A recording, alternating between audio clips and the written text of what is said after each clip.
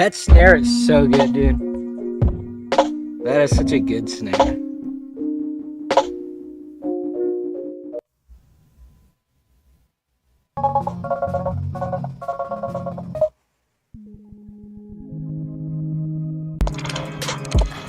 Oh, I like that. I love this one, dude.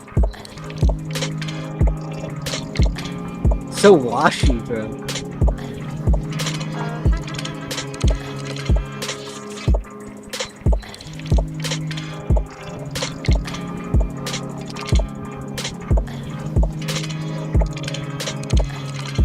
Dude, the speakers that I had at this time were so shitty too. I was using these junk speakers.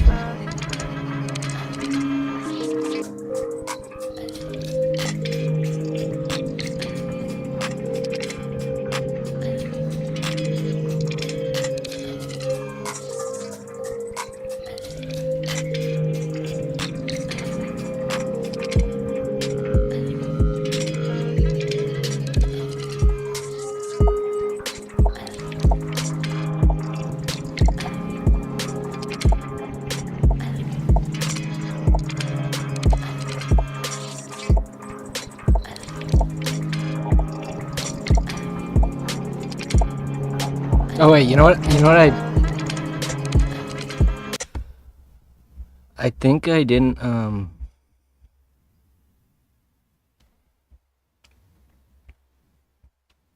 yeah, there you go.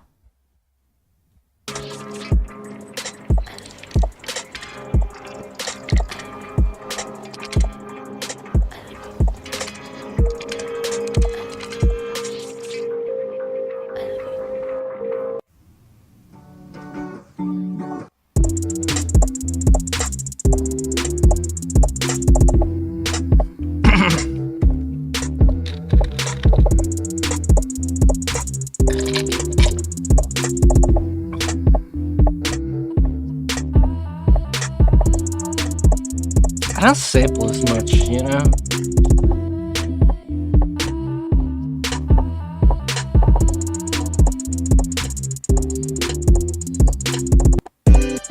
Oh.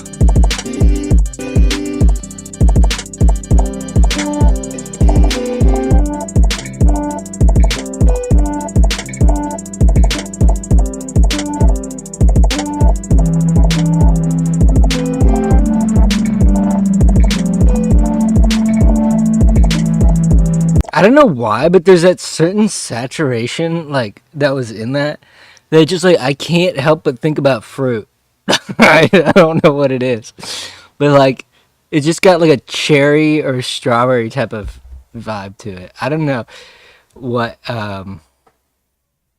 what it is. All right, okay, so it's time to get into this thing. I didn't finish this last night because I was working on that project, and I really want to finish that thing, dude. I'm hoping I get like a week to just like work on it, release it, and make some videos about it. Cause like, It For Real is already, in my view, more productive and better of a mechanism authoring tool than anything I've seen. Okay, Hoffman elimination. All right. Okay. What's going on here? I'm getting more coffee. All right.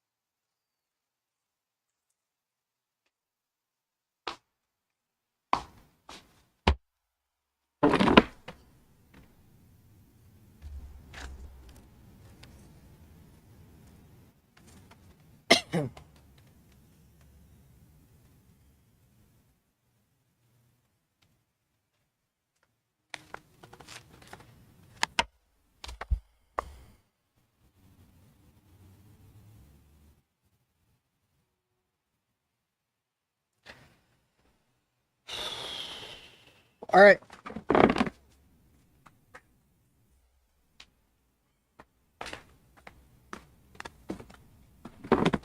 Okay, so let's make sure everything is good. Okay, so what are we doing here?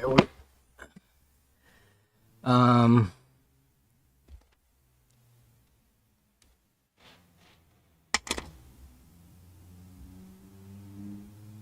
I don't know why they're showing this.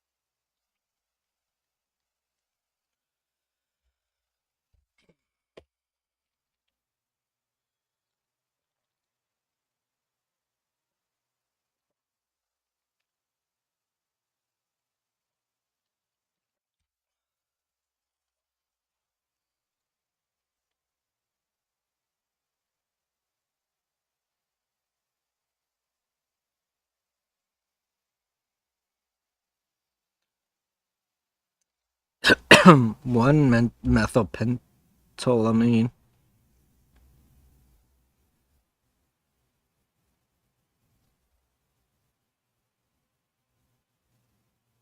Wait, what? One methylpentylamine?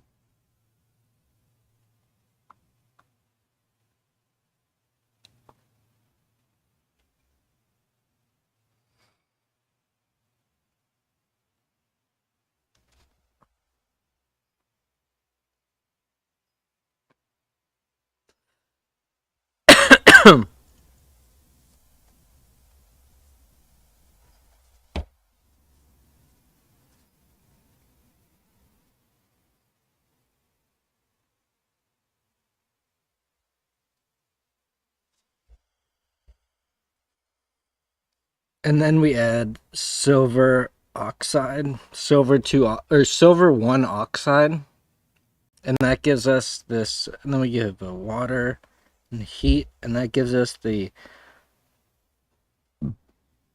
Hoffman elimination product, which is 1-hexene.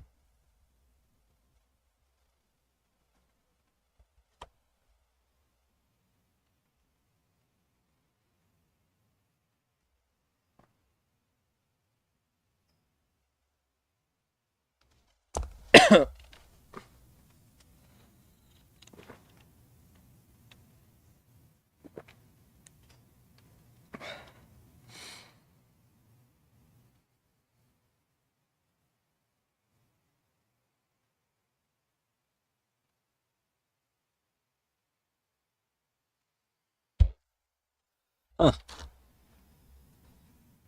What product would you expect from a Hoffman elimination? So, look, this is tertiary and this is secondary, so the alkane is going to be here. But the thing is, first, this needs to be. Oh, shoot. Wait.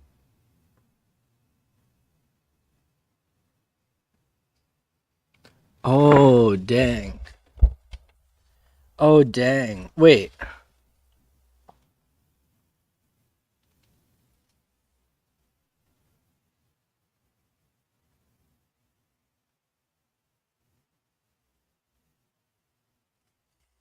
I missed this. That's a good problem.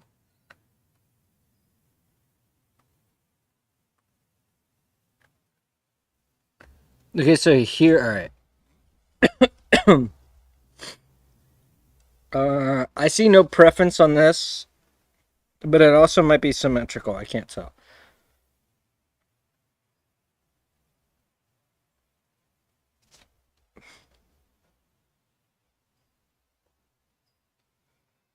Okay, so the alkene is between. So we can take this proton, and that would be between 3 and 4. Or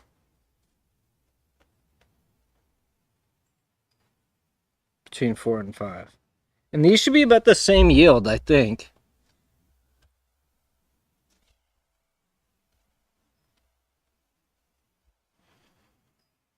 Um, this is just going to be. There's only one product possible. It's cyclohexene. Okay. Uh, th- 3, 4, 7. I think there's only one product, right? Because it's symmetric.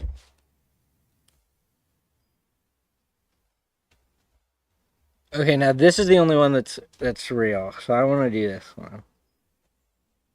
All right, so cyclohexane, NHCH2.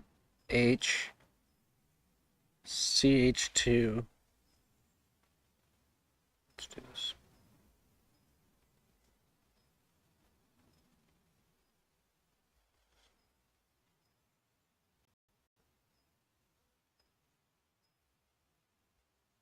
I think you get aniline. Or wait, no, not aniline. Cyclohexamine. Or actually, wait, hold on.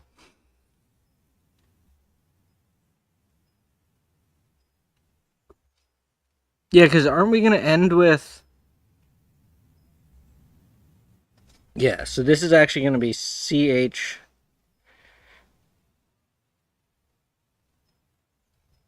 Does it get Yeah. Okay.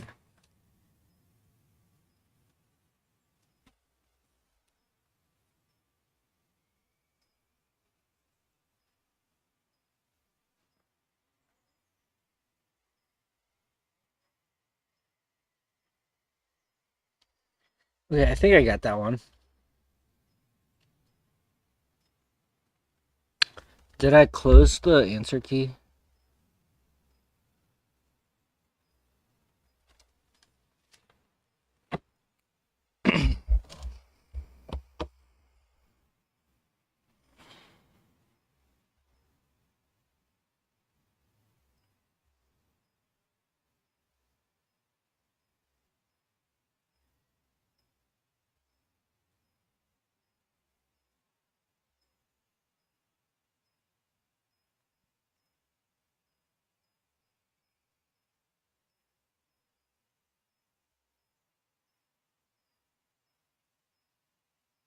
Yeah.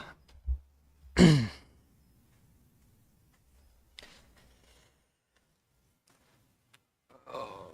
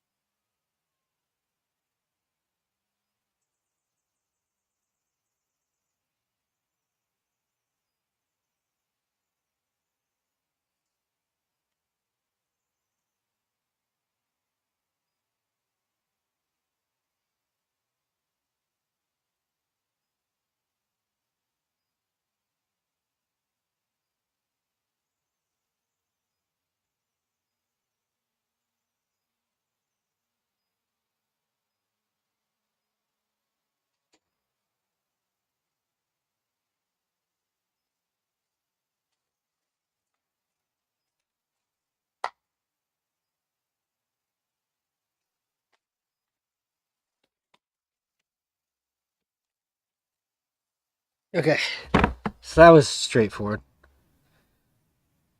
What product would you expect from a Hoffman elimination of a heterocyclic amine such as piperidine? So piperidine is like cyclohexane.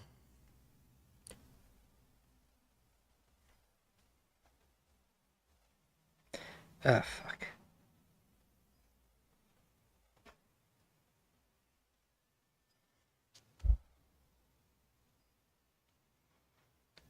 Okay, so this is gonna go to, methyl plus.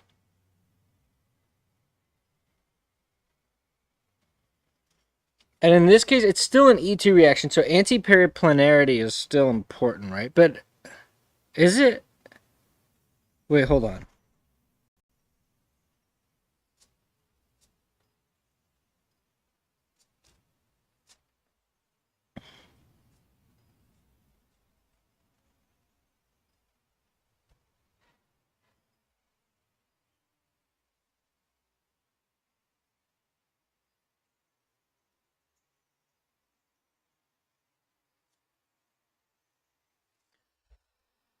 I think I got it.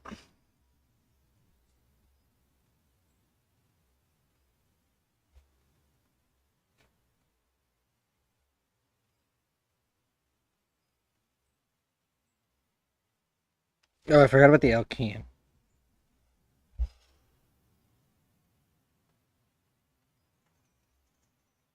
Oh shit. Okay, wait, but then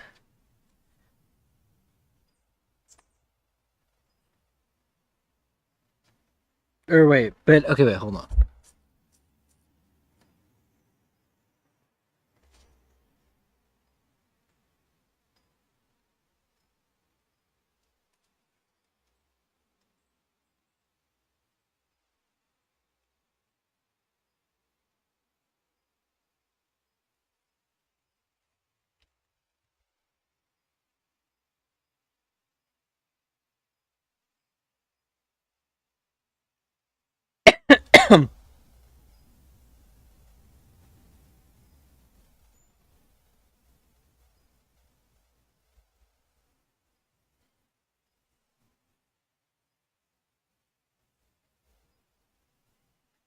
Should we get 1,4 pentadiene? Okay.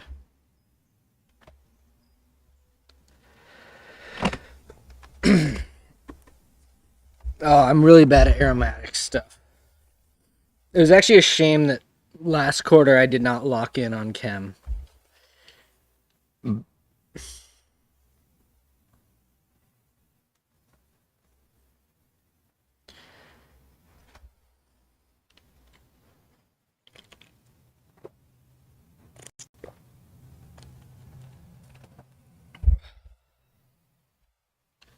An amino group is a strongly activating ortho and para directing and ortho and para directing in electrophilic aromatic substitution reactions. This high reactivity of amino substituted benzenes can be a drawback at times because it's often difficult to prevent polysubstitution. Reaction of aniline with bromine gas, for instance, takes place rapidly and yields the 2,4,6 tribrominated product. The amino group is so strongly activating that it's not possible to stop at the monobromo stage.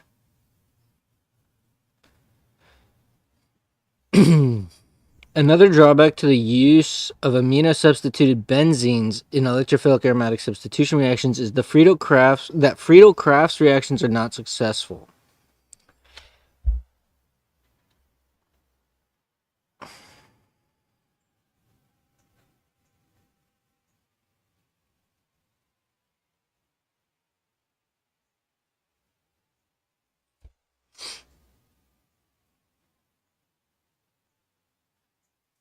Alright, so that's Friedel-Crafts alkylation. But there's also something else, right? Friedel-Crafts acylation, which is something different. I don't remember any of this.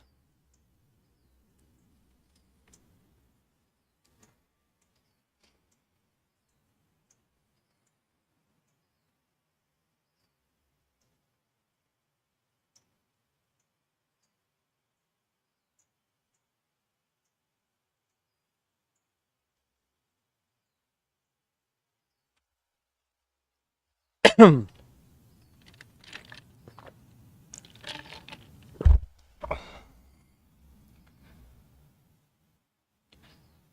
wait.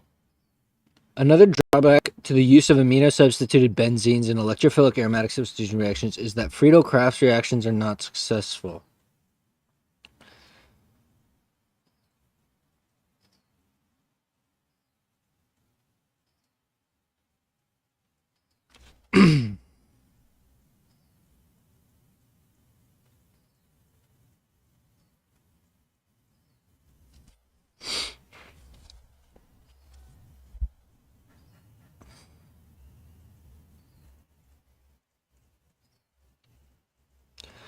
All right, both drawbacks can be... Oh, wait. The amino group forms an acid-base complex with the aluminum chloride.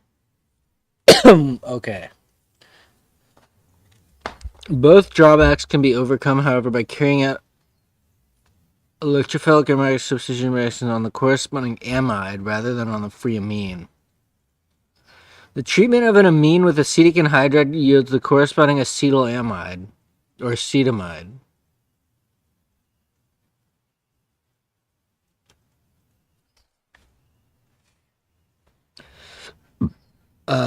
Although still activating orthoparadirecting, amido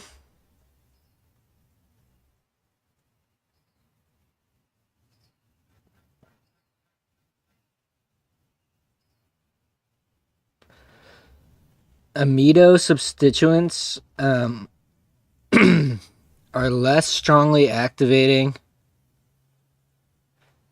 and less basic than amino groups because their nitrogen lone pair is delocalized by the carbonyl. Yeah, so it goes the other way. It delocalizes this way. It doesn't dump in here as much or something like that. As a result, bromination of an N-arylamide occurs cleanly to give the monobromo product. And hydrolysis of the amide with aqueous base then gives the free amine. Okay. Okay. I get it. Okay, so to summarize,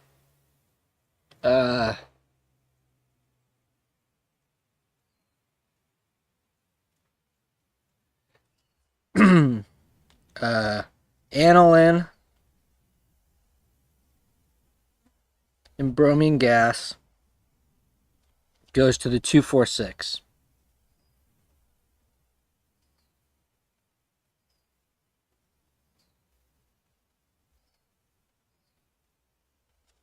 And alkylation doesn't... Friedel-Crafts alkylation doesn't work.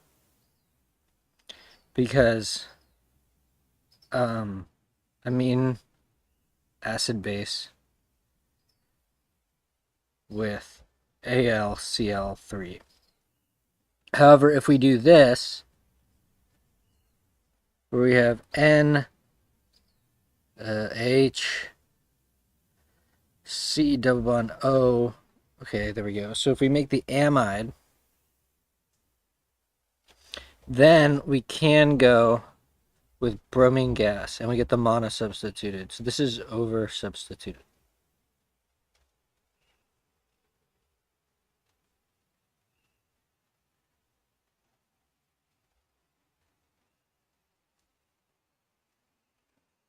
Then we can hydrolyze, this to get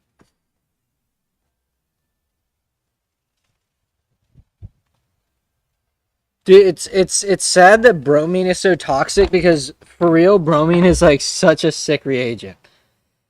Okay, so now what we need to know is what is this step? So the way that this works is we're going to add acetic anhydride. So we have NH2, we have aniline, and then we have acetic anhydride. And what the lone pair here is going to do is go like this.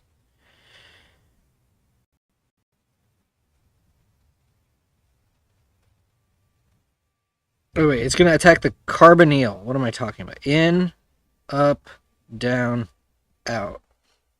And wait, hold on. I mean, I'm just like low-key very pleased with myself. I'm gonna go get my mouse though. I feel like it is better on mouse.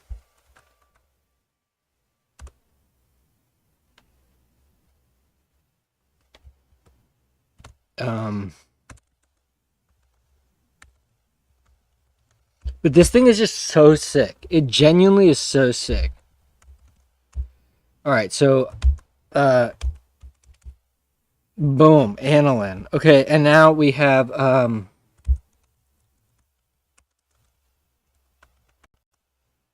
bam. Okay, so here's what happens. So first off, I go to V mode, double click. What happened? Okay. Then our trusty lone pair here is going to attack this. We're going to get this. Enter. No, it's oh wait, I need to be in move mode. What? I feel like there's some bug there. Okay.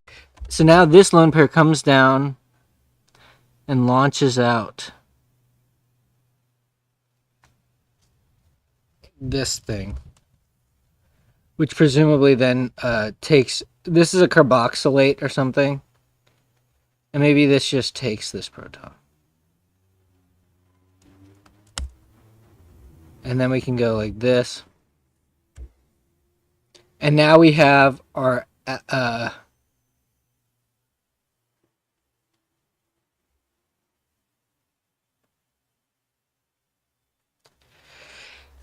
so that was the mechanism for that. So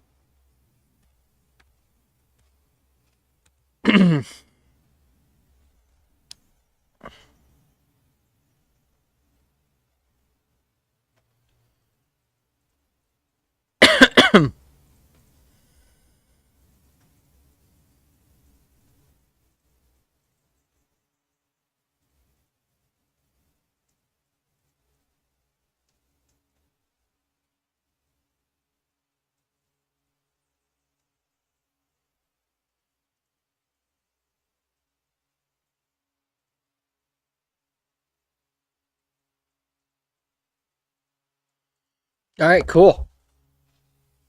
I love building tools that like actually work. It's just so sick. Like that was pretty easy.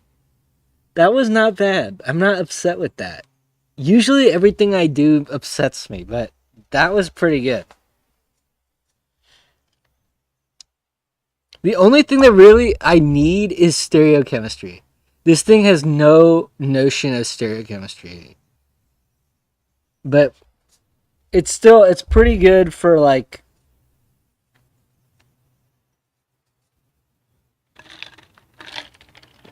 for what it is.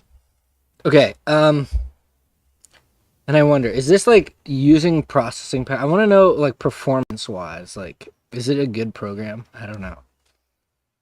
Okay, and then we just hydrolyze it. Wait, oh, we do base catalyzed hydrolyzation? Wait, why are we doing that? How does that work?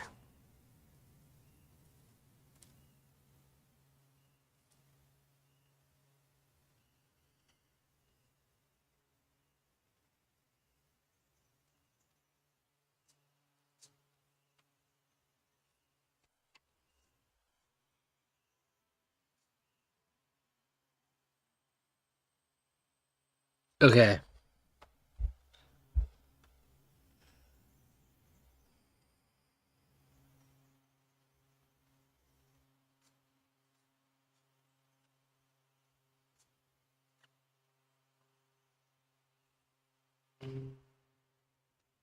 Acetylated, brominated, and hydrolyzed to yield the 2-bromo-4-methylaniline.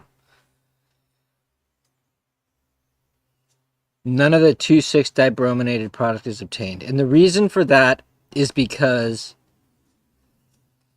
it makes the ring weaker to substitution.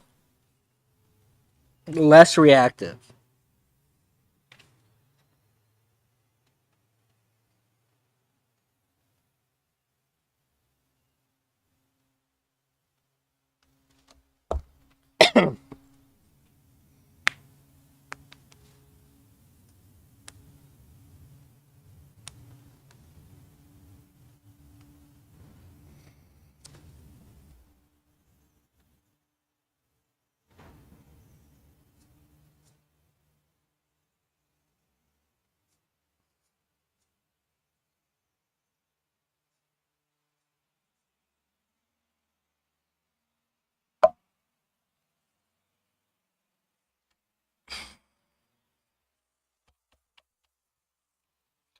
Moderating the reactivity of an amino-substituted benzene by forming an amide is a useful trick that allows many kinds of electrophilic and aromatic substitution reactions to be carried out that would otherwise be impossible.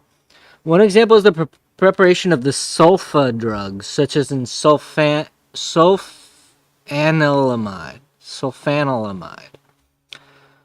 Sulfa drugs were among the first pharmaceutical agents to be used clinically against bacterial infection. Although they've largely been replaced by safer and more powerful antibiotics, sulfa are credited with saving the lives of thousands of wounded during World War II and are still prescribed for UTIs.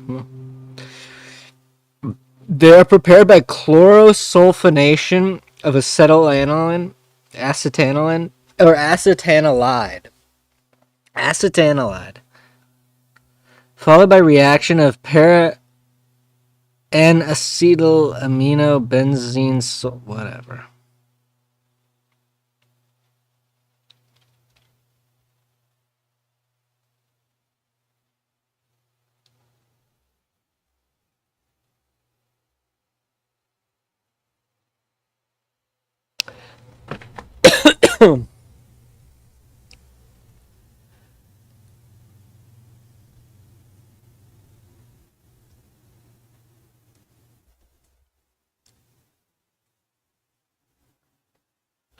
Presumably we can just use this as the nucleophile.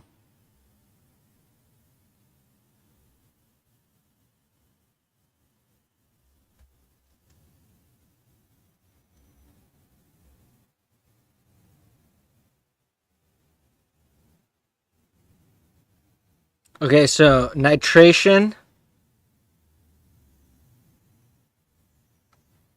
reduction, catalytic hydrogenation, acetic anhydride to turn the aniline into acetanilide, then sulfonation to a I don't know what you call this group, but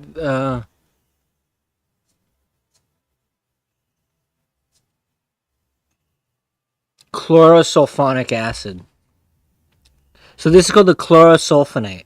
So then the chlorosulfonate is reacted, with this thing, which is the heterocyclic base. And then finally, you do base catalyzed hydrolysis.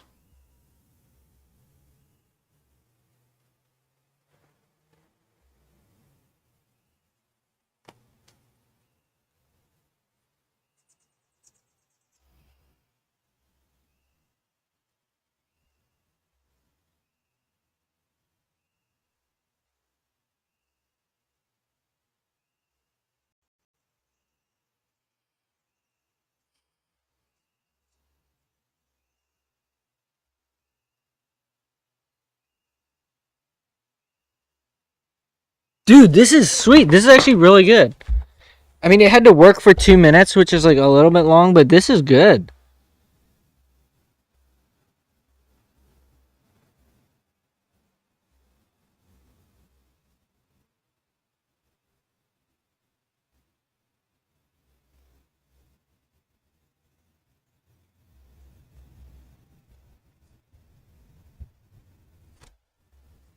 Okay, it's concerted.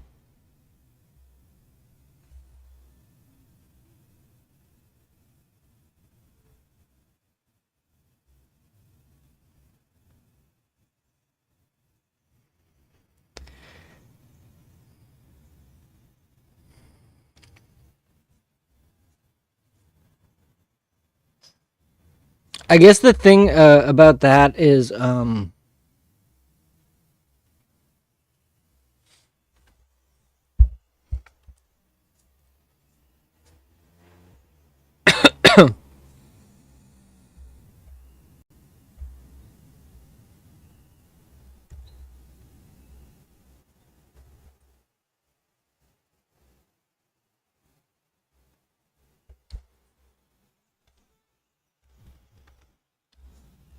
okay, so here I want to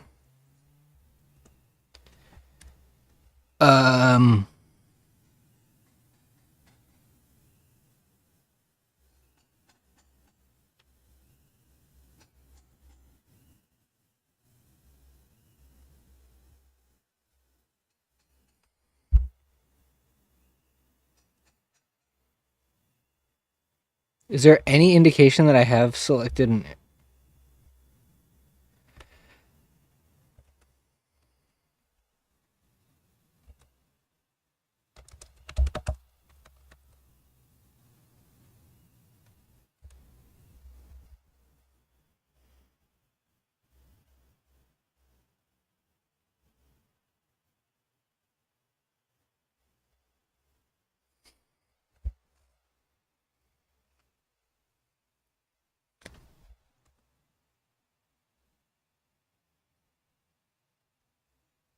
See, but this... See, that's what I'm saying is that we have to do this and then that. Right. I don't know how...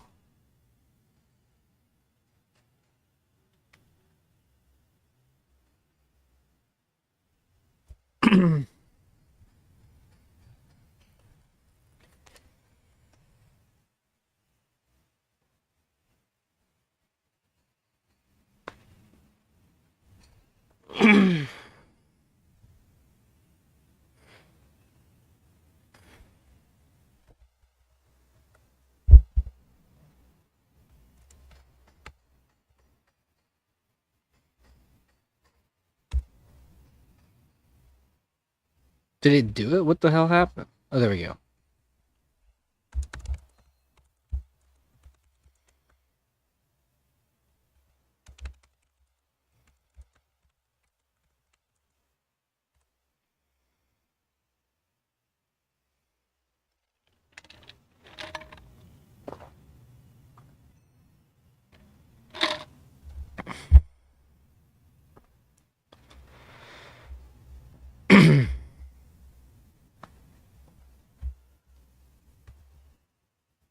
Oh, wait, don't I have... What is my hotkey? Is it...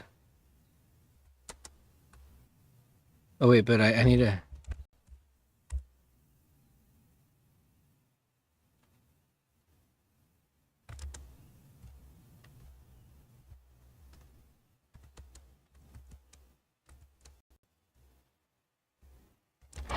Test... Wait. Testing. It clearly triggered it. Hello. I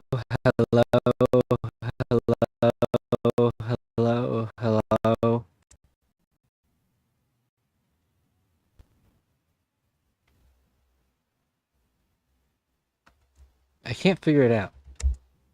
Hello. Okay, good. All right, we got it. So, okay.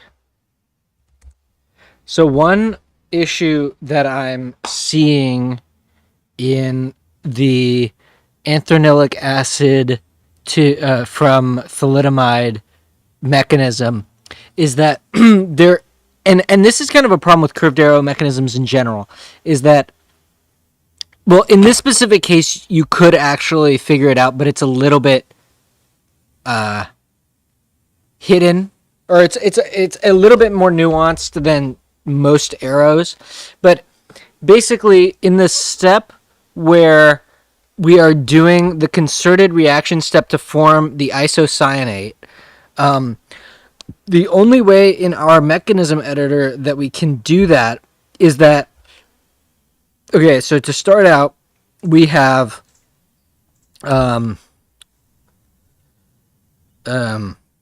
the ring is still bonded to the carbonyl, but the carbonyl is drawn in its resonance form where the N to to C bond is double, and the oxygen has a formal lone charge. And what I'm trying to get at is that when you draw the next step where the carbonyl reforms, and there should be a concerted step where now the ring bonds directly to the nitrogen to form the isocyanate, there is not a way to draw that without first drawing a carbanion. Because if you try to, and in general, I mean, let's say that you reform this, let's say that the only arrow in the pane is that you reform the carbonyl. Okay, so now carbon has 5 bonds because it has a double bond to nitrogen, a double bond to oxygen, and a single bond to the carbon on the ring. Now, in a lot of textbook examples, what they will do is that they will, in a concerted step, they'll draw the lone pair from oxygen down into a pi bond with carbon to reform the carbonyl. Similar, at the same time, they'll draw another arrow from the ring carbon to the carbonyl carbon, and they will take the bonding lone pair, the bonding electrons, and draw that to the nitrogen. And the way that our editor handles that currently is that it actually forms a nitrogen to carbonyl carbon triple bond because it's assuming that those bonds are coming from carbon. And what I'm curious about is if the right strategy is to just do a heuristic where we basically say to try to intuit the user's intent, where if the carbon would have 5 bonds from the result of that, then we need to make those bonding electrons come from whatever that carbon is bonded, whatever the carbonyl carbon is bonded to. So that's one option, but I feel like, because basically where this came from is that I noticed. Well, okay, I drew the mechanism, the full mechanism out, the way that our editor can handle, where we have a formal carbanion form, and that carbanion then attacks the nitrogen and pushes off the bromine to form the isocyanate. And I gave the condensed mechanism to ChatGPT, and it told me basically that it's like patently chemically wrong. Like, that does not happen. And I get where it's coming from because it is a concerted mechanism, but we don't have a way of so there's the one thing where you just try to heuristically understand the user's intent, and I feel like that might work pretty well, but I'd like to know your opinion. But the other thing you could do is maybe just have a mechanism for explicitly specifying that when you're drawing an arrow of type, bonding electrons to atom, that you specify that you have the ability to specify which atom those bonding electrons come from, so to speak. And that way that you can still preserve the mechanism looking as if it's concerted, but it doesn't misrepresent maybe the story, but it still gives you the flexibility.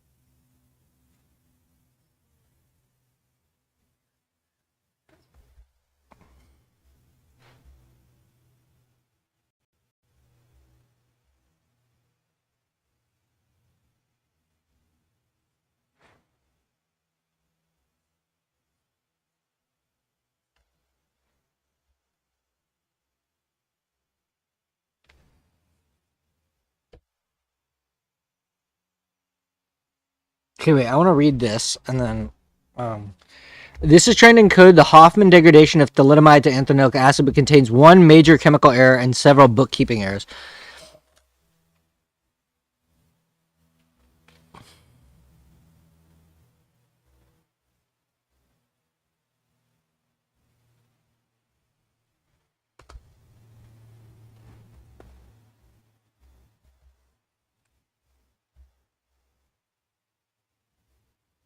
Amidate.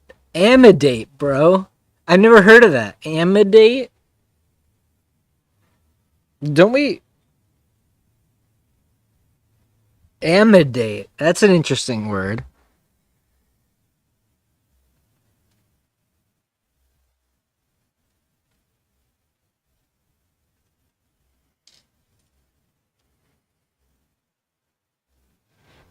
Dude, this is actually so fucking sick, man.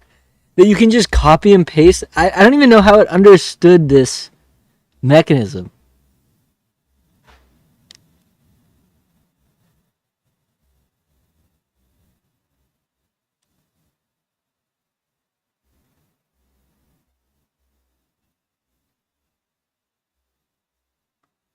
That's actually crazy because what is this?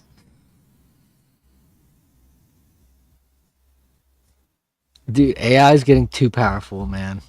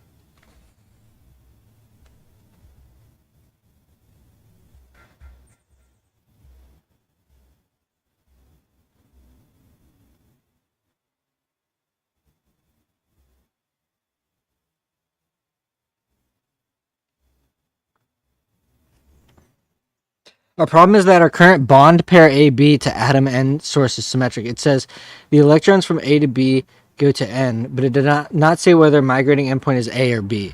For normal classroom errors, the drawing often implies that visually, but the IR does not know it. So the executor guesses. In your isocyanate forming step, it guesses increased bonding from the N to the carbonyl side, which can create the bogus CN triple bond. What you meant was closer to...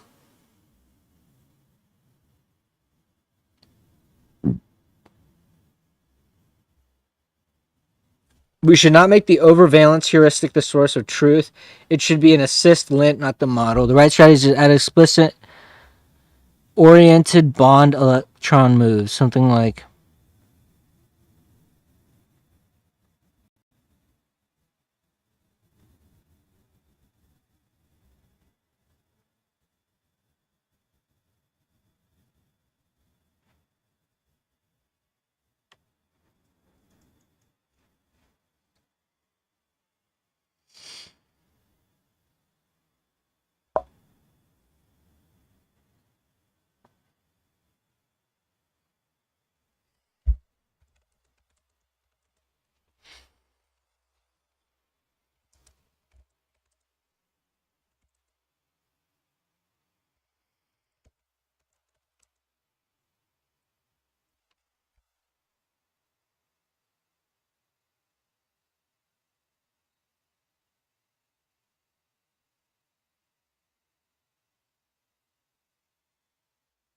Two source dots.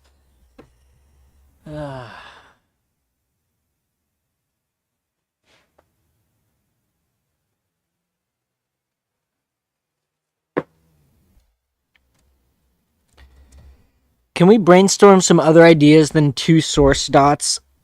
Conceptually, I understand where you're coming from, and personally, it makes sense to me, but it also, I think, does make things look visually a lot more complicated. And I'm wondering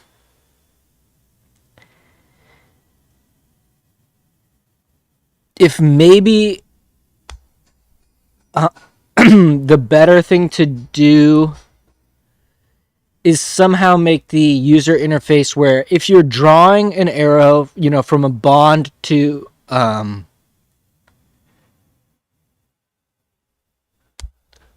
atom, because the thing is,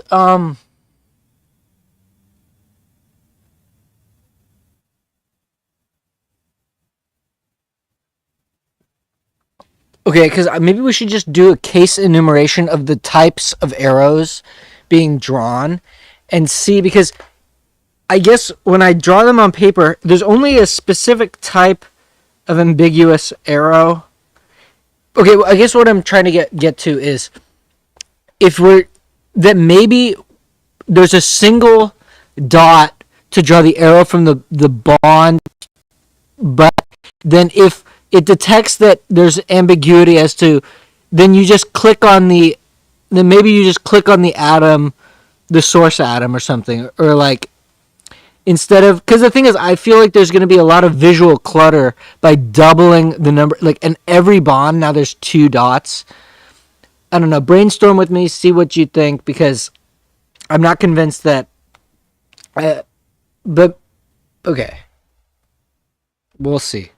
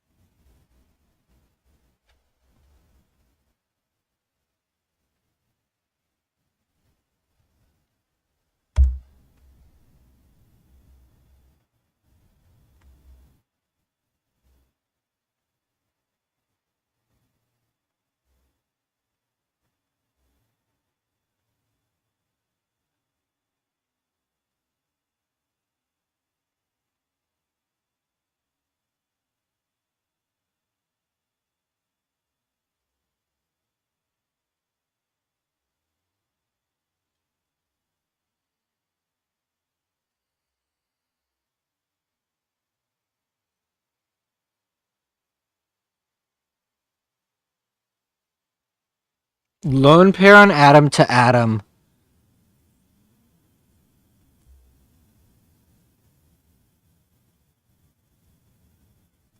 Yeah, form bond, right.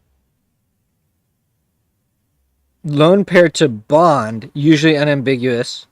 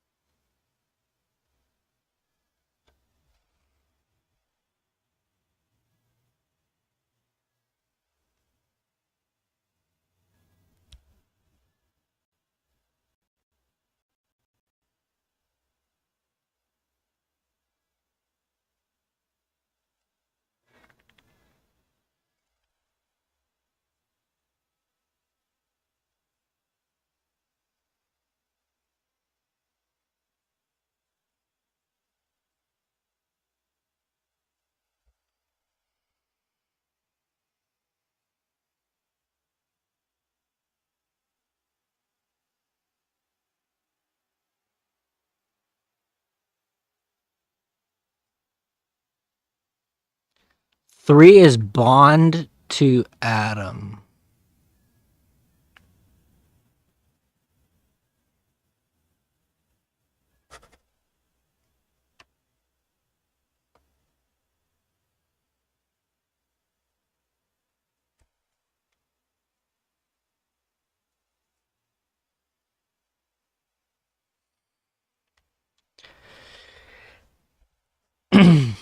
Why do they say usually unambiguous?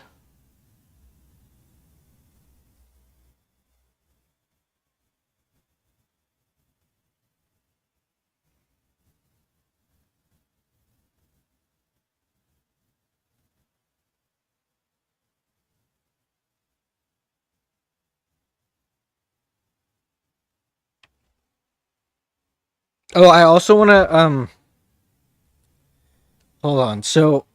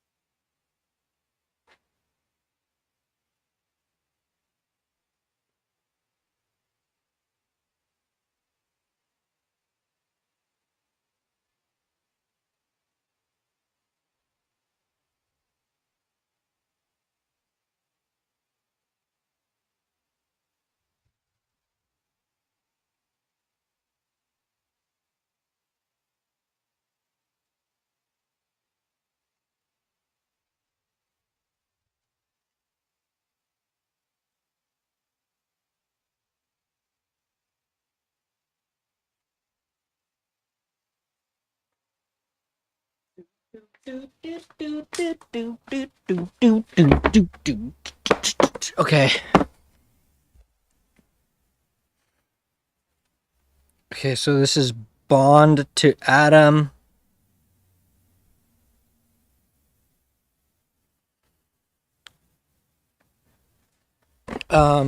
Oh, probably radical chemistry, but I don't actually understand anything about radical chemistry, so it's all right. So wait, let me enumerate the 3 types. We have LPs, we have atoms, and we have bonds.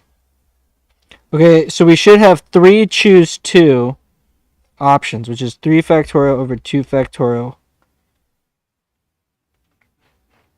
which is 6 over. Oh wait, but it's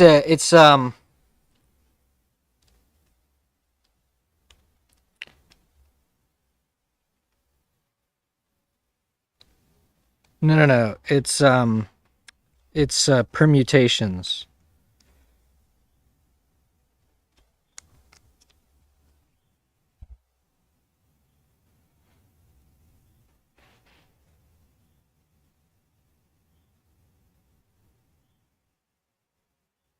Yeah, so we'll have 6.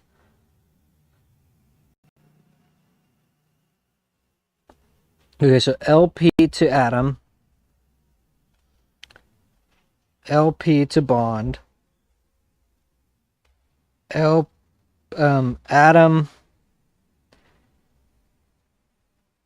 to bond. This is kind of disallowed, right? Like, does this work? Can I take an atom? You can't really. Wait, what's. You can't really. That's like disallowed in the model.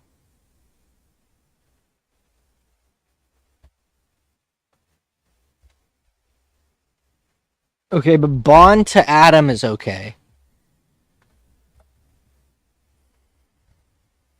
And then bonds to bond. So, what's an example of a bonds to bond? This might be like a quick way to do resonance. I agree.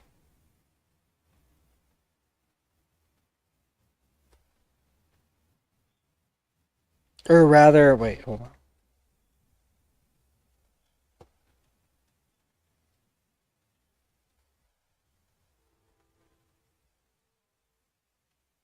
Do I do that when I do the resonance of thalidomide? Yes. Wait.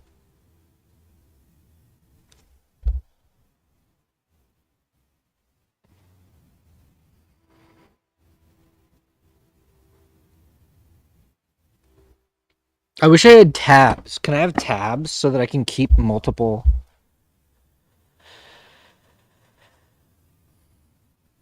mechanisms up at the same time?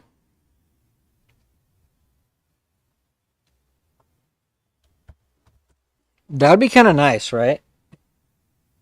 Should I write that down?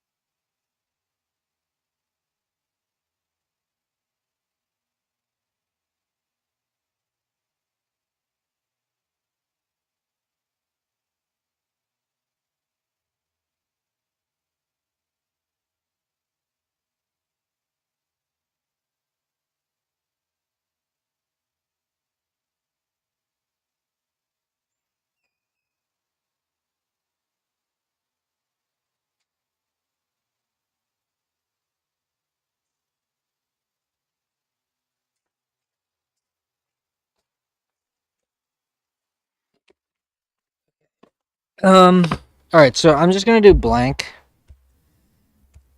In this case, I'm just gonna draw.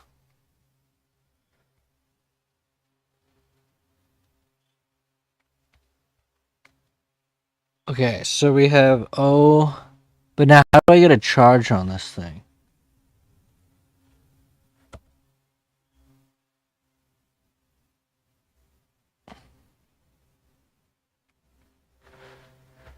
Um,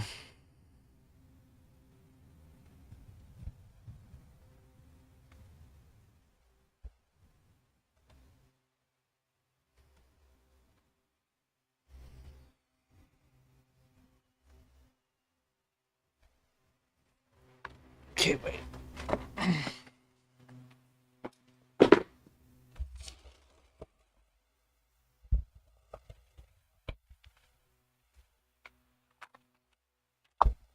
Okay, so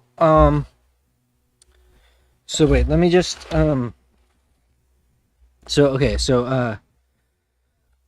let's just do let's just do acetone. So I'm just gonna delete. Okay, and what I want to do here is we're gonna do this, and then we're gonna do this.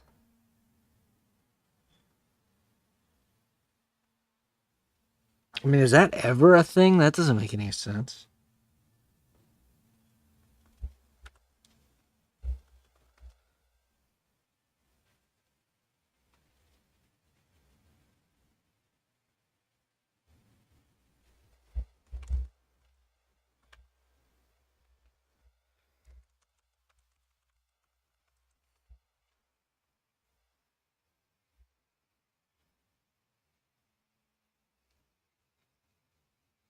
Where X is not one endpoint.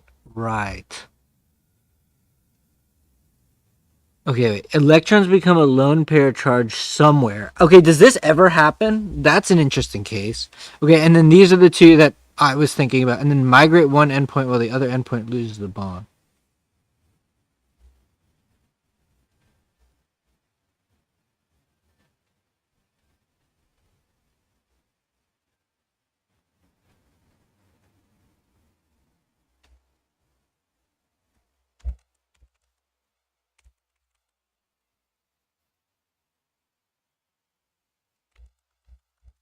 Wait, also, I wanted to see, did it fix, did I ever rebuild? I don't think I rebuilt, so hold on. I wonder if it's possible to do a reload. Like, can it reload?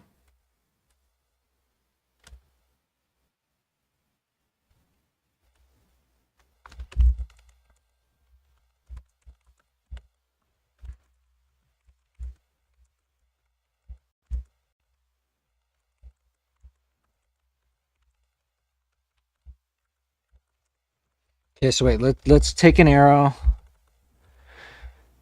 And I want to select it.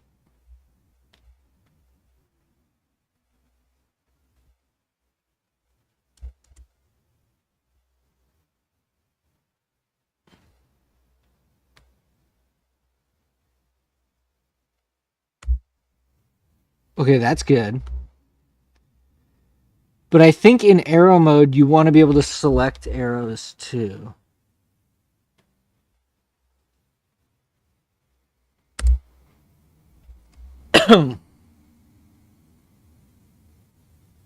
Is that going to break everything?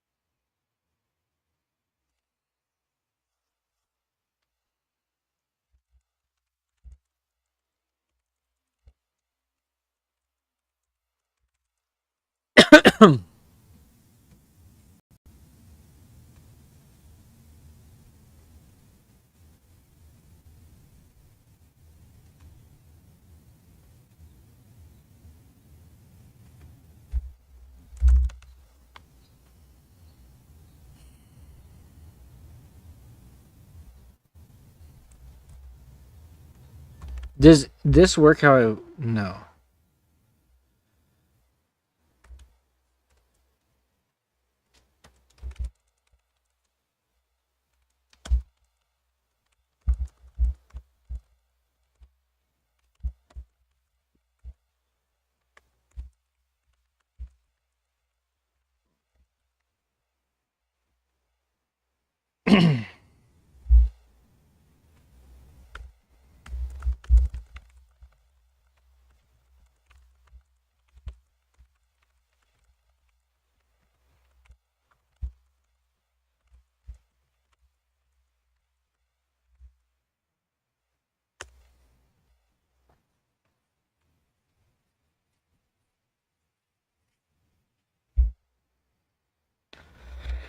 Beep, beep, beep, beep, beep, beep, beep.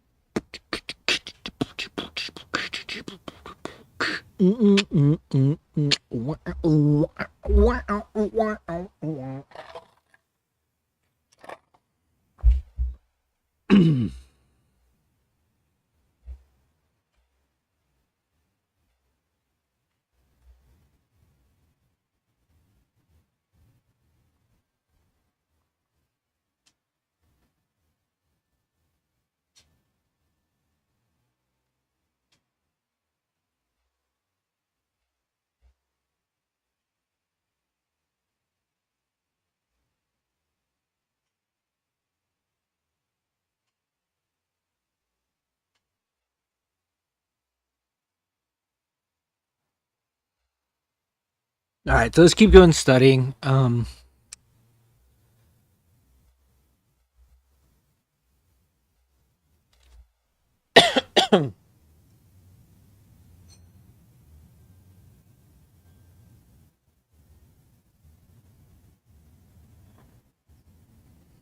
This one is, I think it's easy.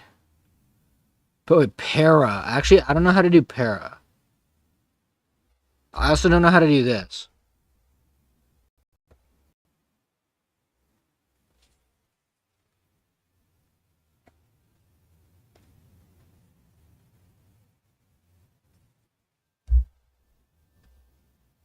Meta, I don't know how to do that either.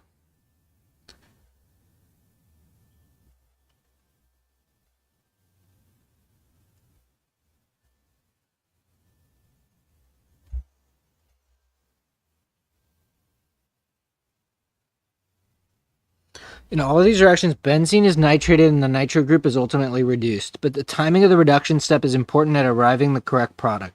In A, nitrobenzene is immediately reduced and alkylated. Okay, so yeah, okay. In C, chlorination occurs before reduction so that chlorine can be introduced in the meta position.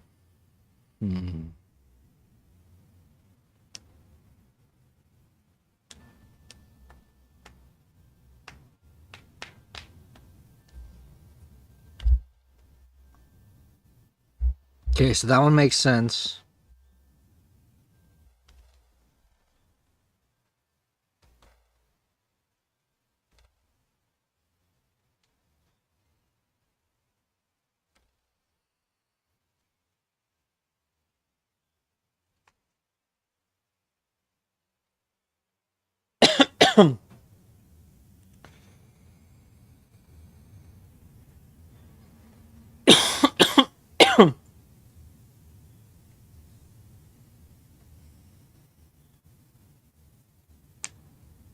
All right, so we add the acetic anhydride and then we chlorinate.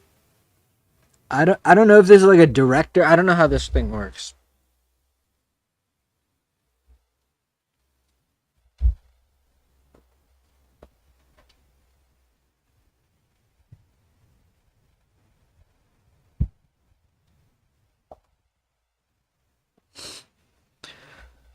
Um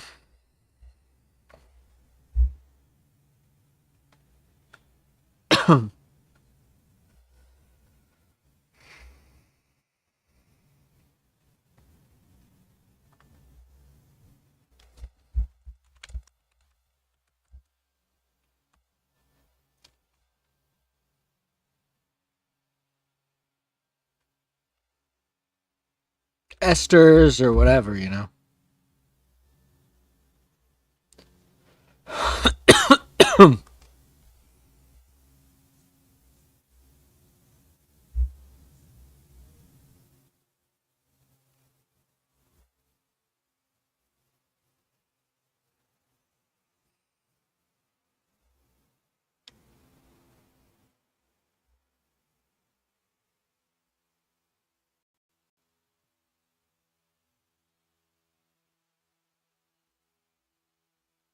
Mm. Oh, that's interesting, actually.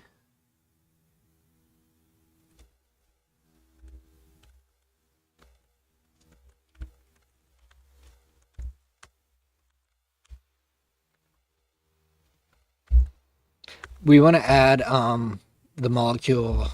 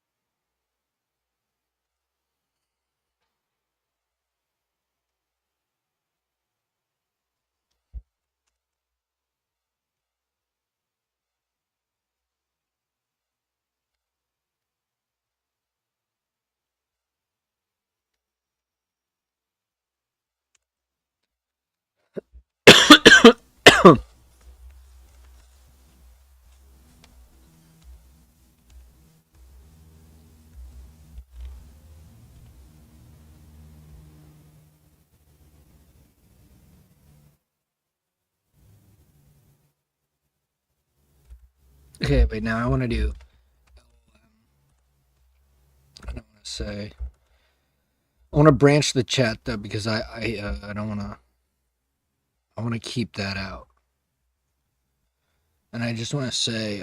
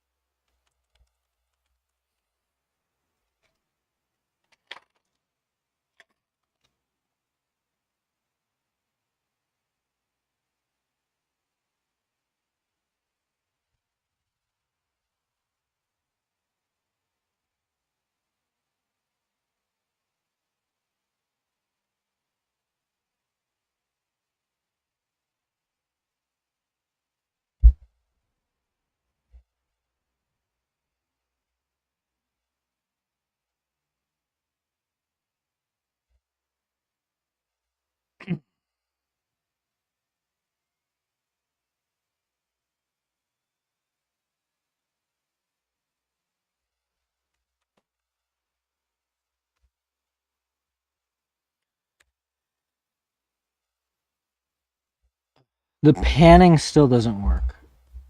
I don't know.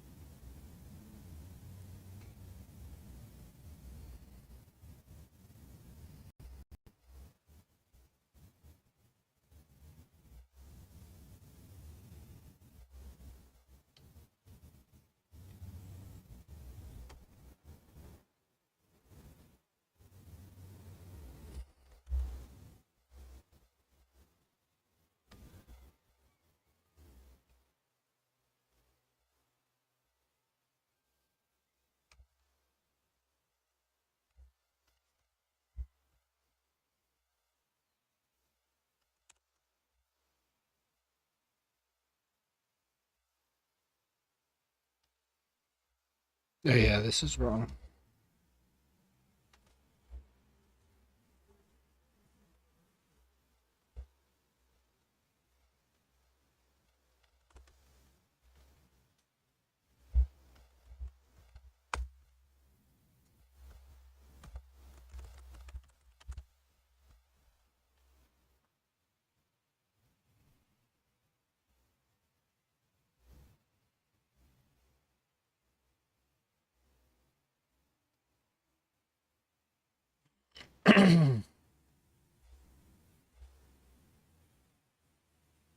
See, that's actually so sick, dude. Oh my god, bro. I love this stuff, dude. Um,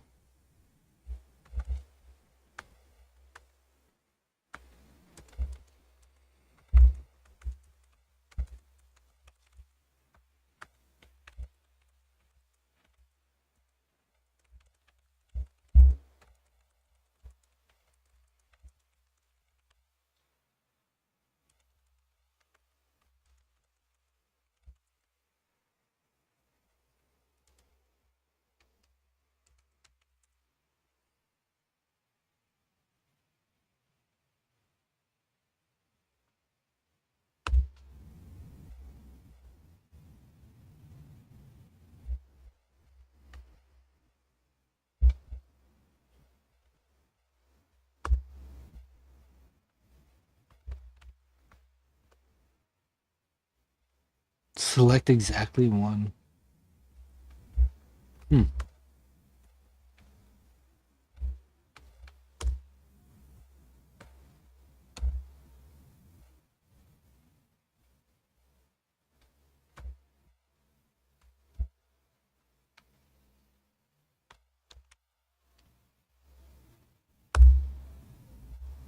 I do.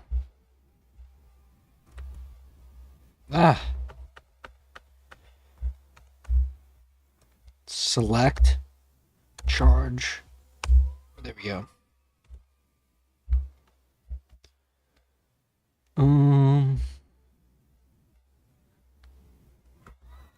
Is that right? That's not right. It needs to have 3 lone pairs.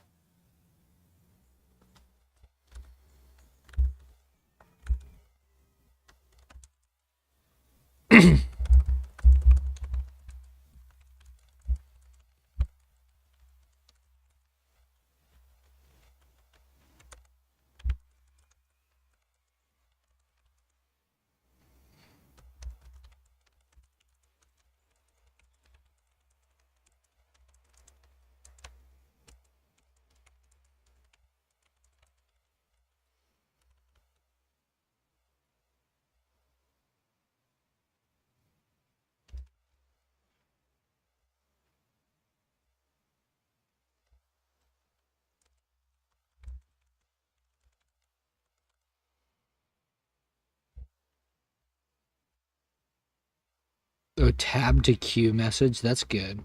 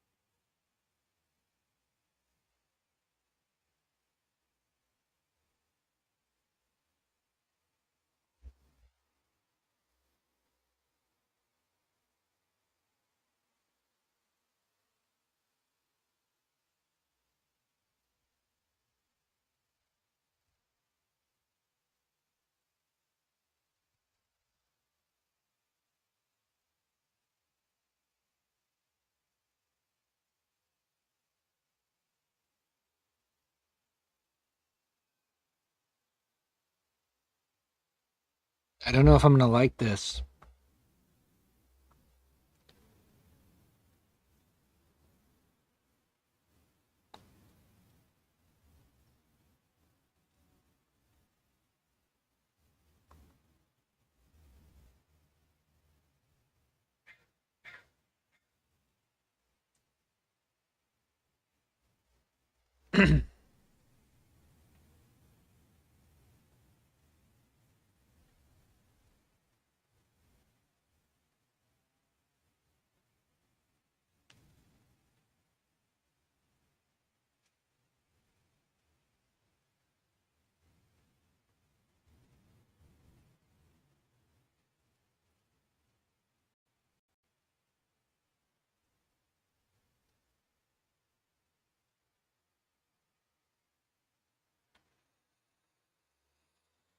Okay, I'm gonna go on a 5 minute walk.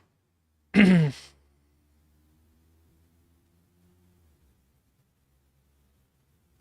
gotta get to studying though. But I want this thing to work, man. I really want this thing to work.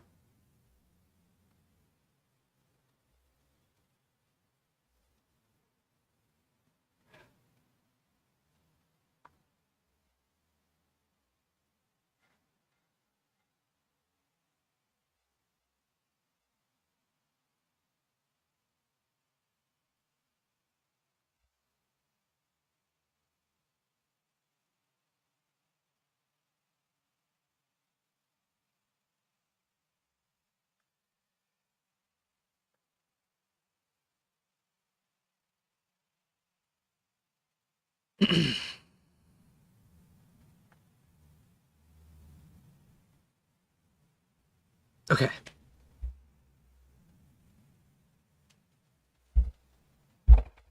Let me close my version of it.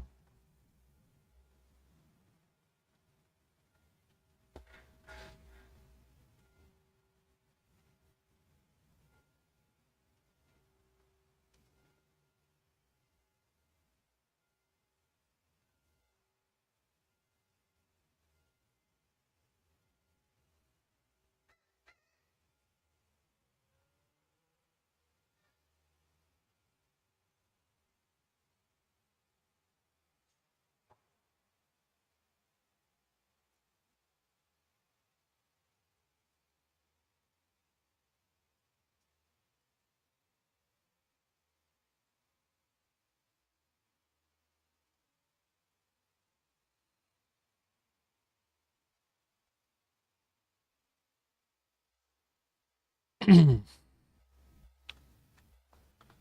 so here we have a bond to atom.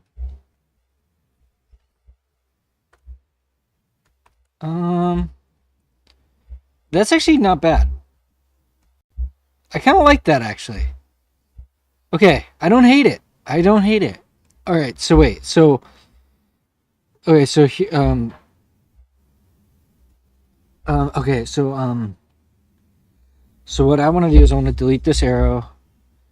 This arrow is fine for me, but yeah, so I'm gonna go like this. But how did it know that? It knew that because it knew that because of the.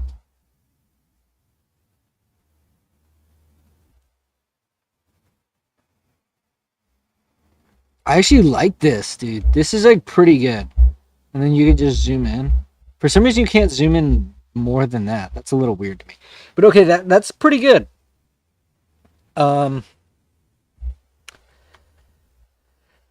yeah, I hate that. Okay, I want to do, I want to do,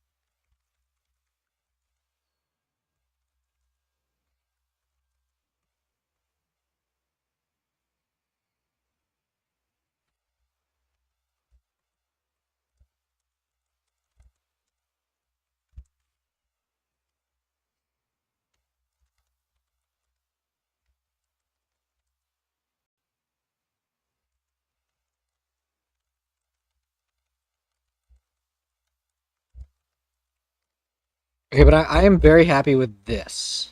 I actually like that a good amount.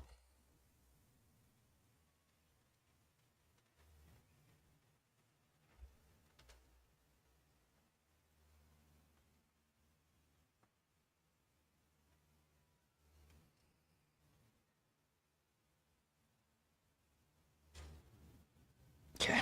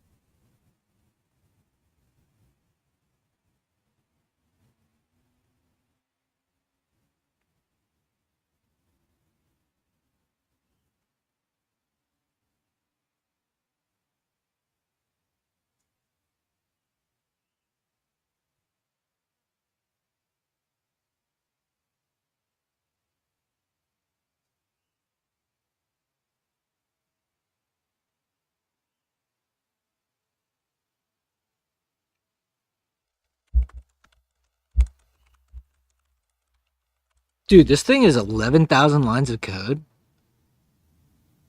Holy sh! I didn't realize how much code this was. Why is it so much code?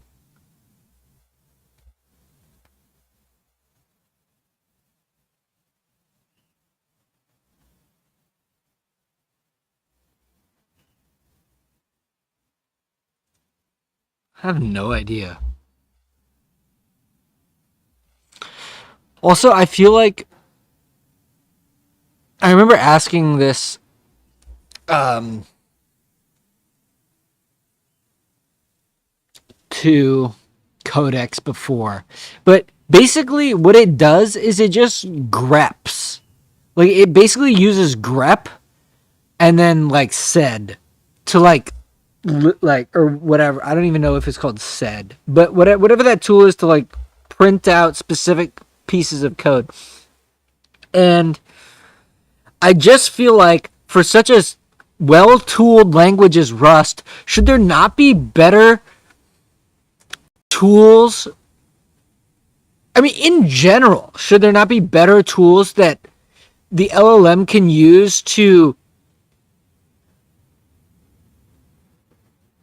query um the code base? I don't know. Did it open it for me? Is that new? Okay. Wait, did it?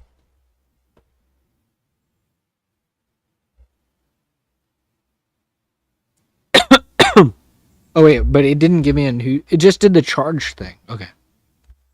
All right. So blank C O oh nice plus minus. Okay, so minus a. Wait, no, minus this a.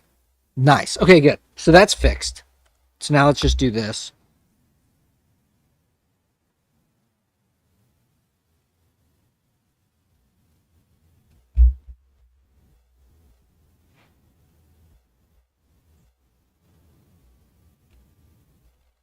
I'm not sure what this is doing.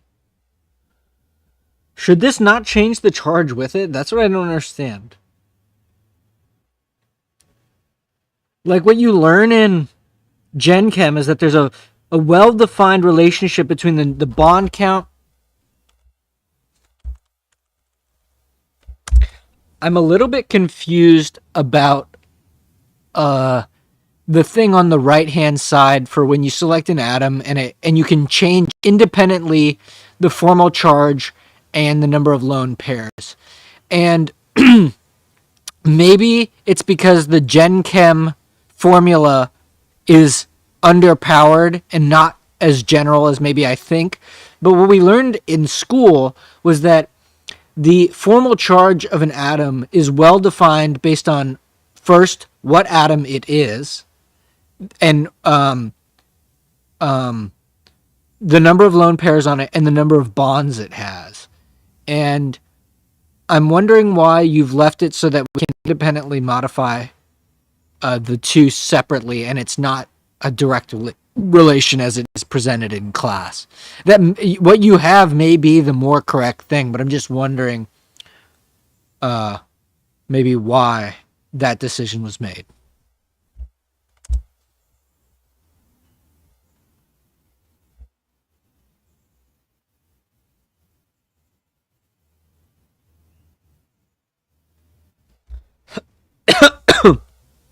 Oh yeah, I need to go to the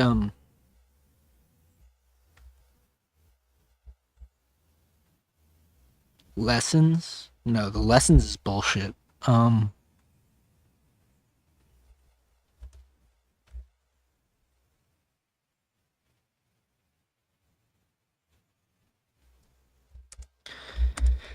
Another thing that is interesting to me is that it seems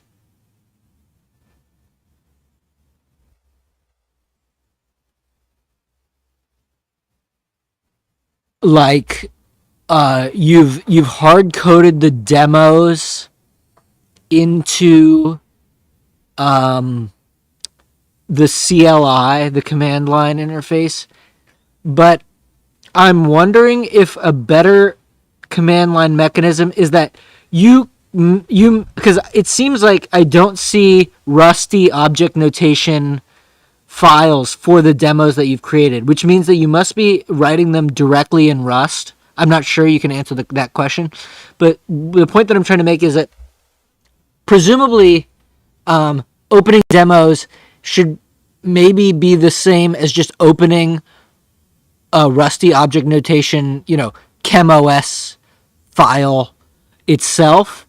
And so I don't know if the best route is for you to basically write because I imagine it doesn't make sense for you to directly write the RON files, the Rusty object notation files.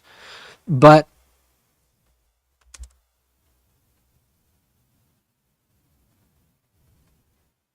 did I lose it?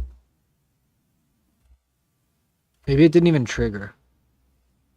Did it trigger? I don't know. Where is it writing? Oh, okay, here we go.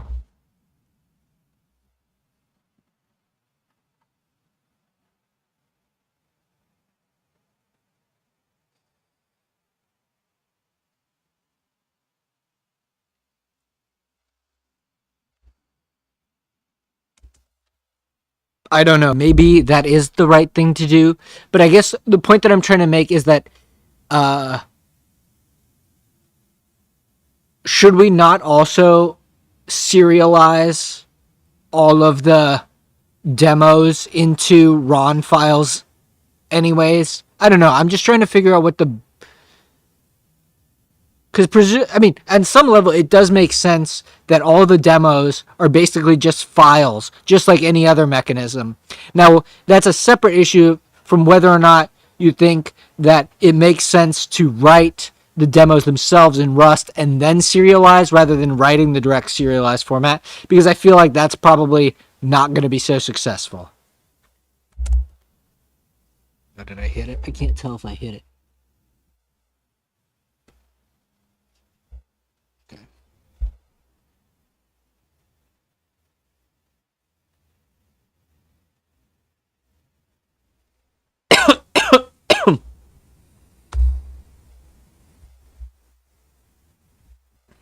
Okay, wait. What is this demo?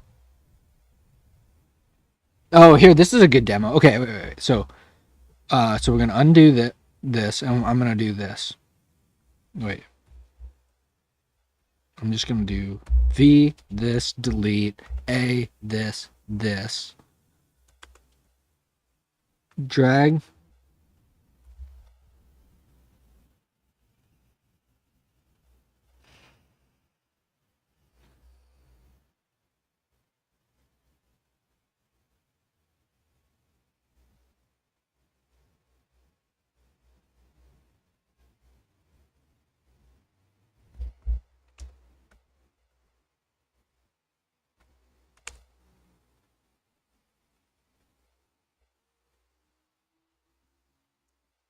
Hold on. When I do this, A, this, and I click enter, naive apply failed, ambiguous bond.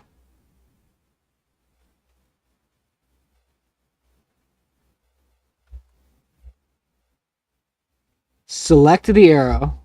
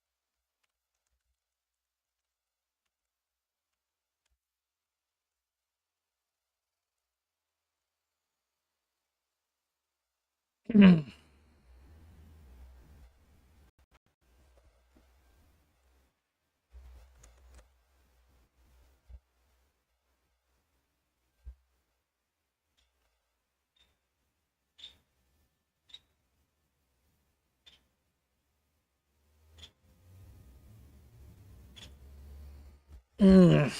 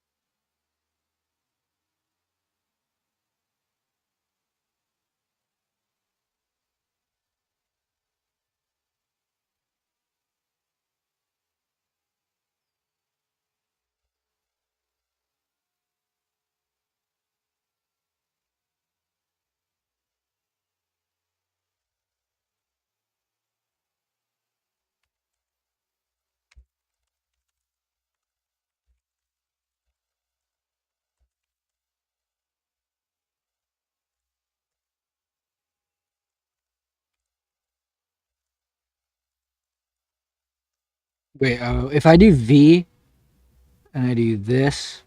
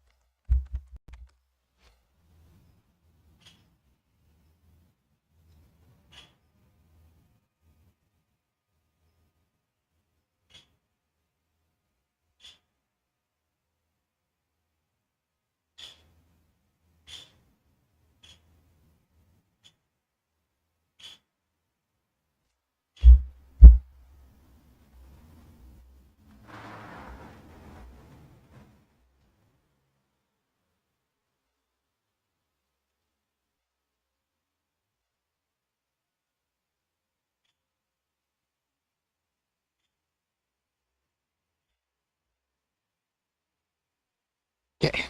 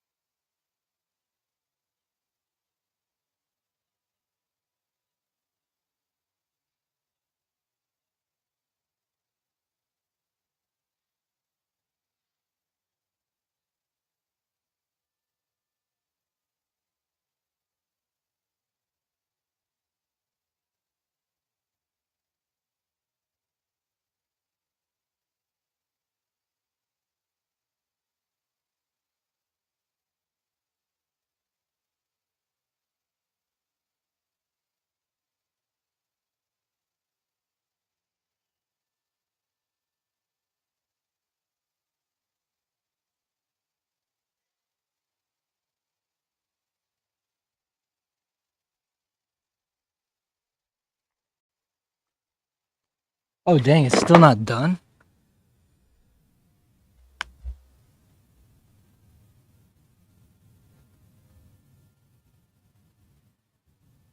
Oh, that looks good. That looks good.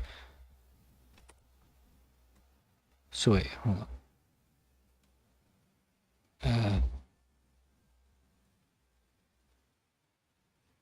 See, like, right when you do that, should we not preemptively...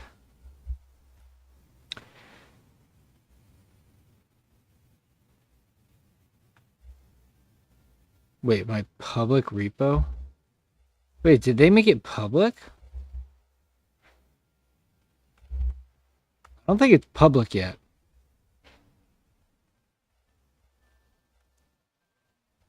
It's private.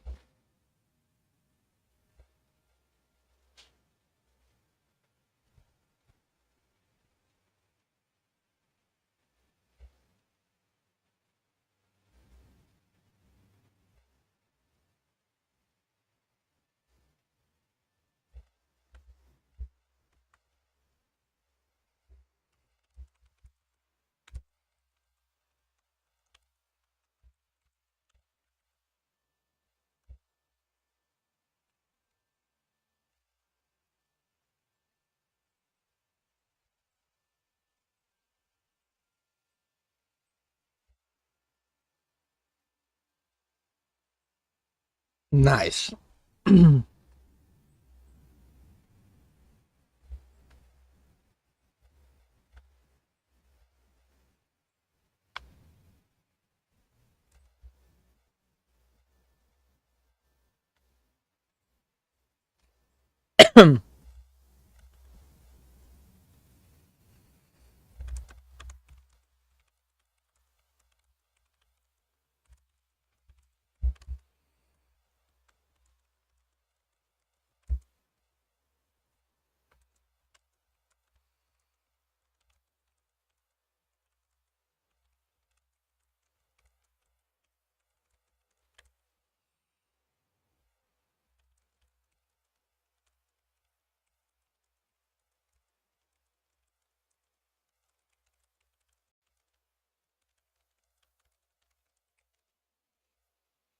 The demo files are huge, but oh,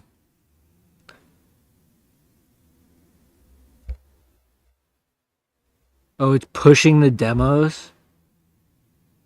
Oh, geez. Okay, well, whatever.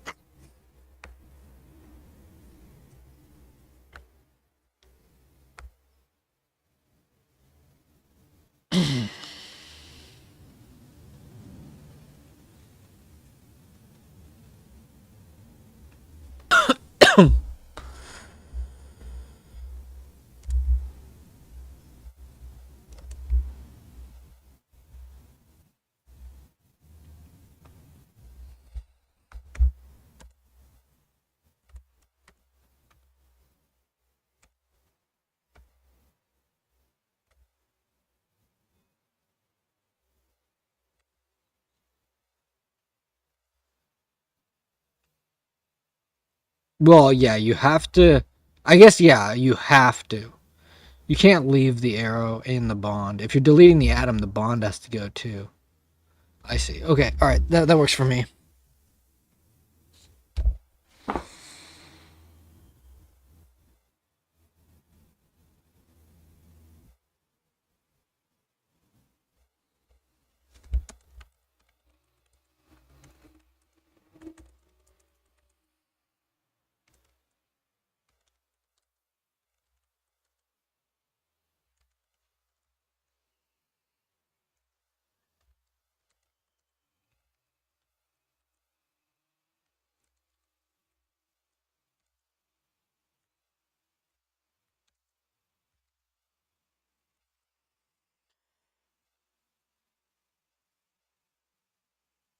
Sometimes it over specifies on what I'm really asking about, but that's okay.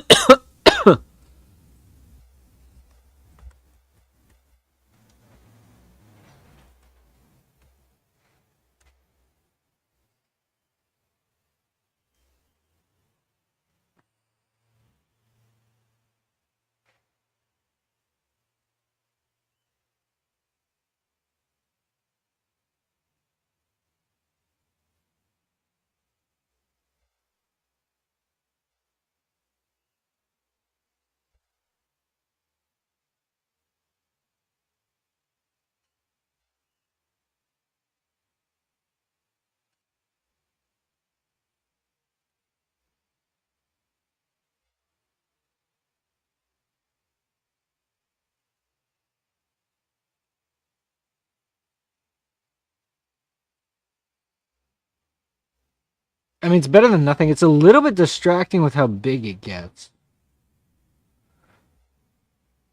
But I think it's better than nothing.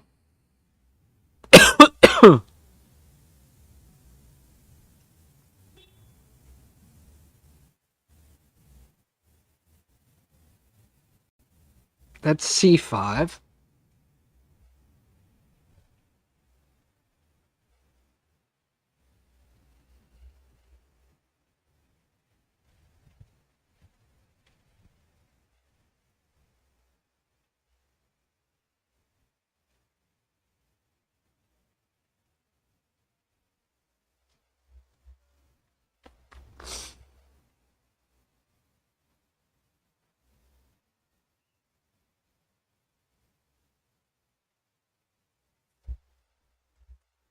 Ugh.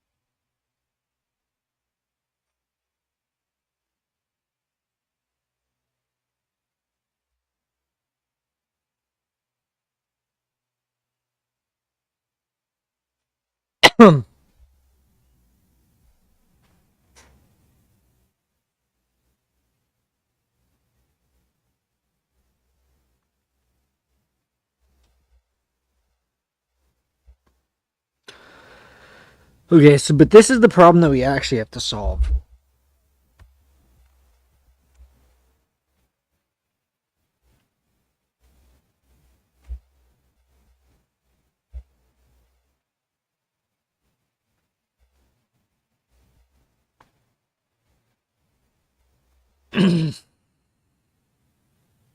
So okay, so there's a number of things. Can we detect like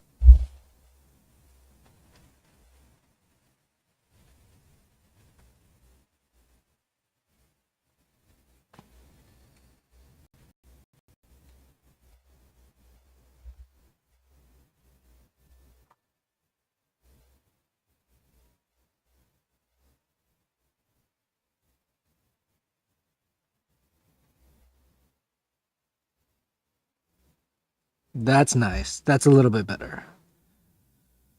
Yeah, just tiny, you know, H count. H count.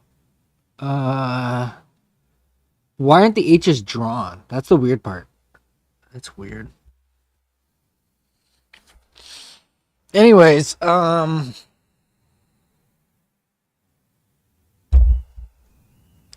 when we do this, should it not tell you which is which?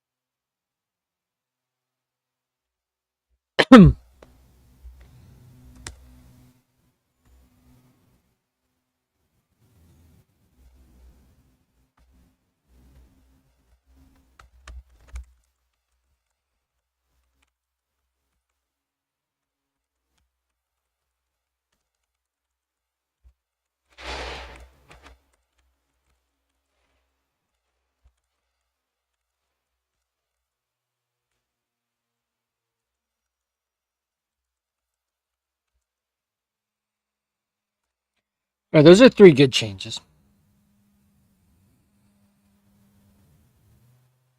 Dude, I love building user interfaces, actually. I love getting to experience what feels right to me.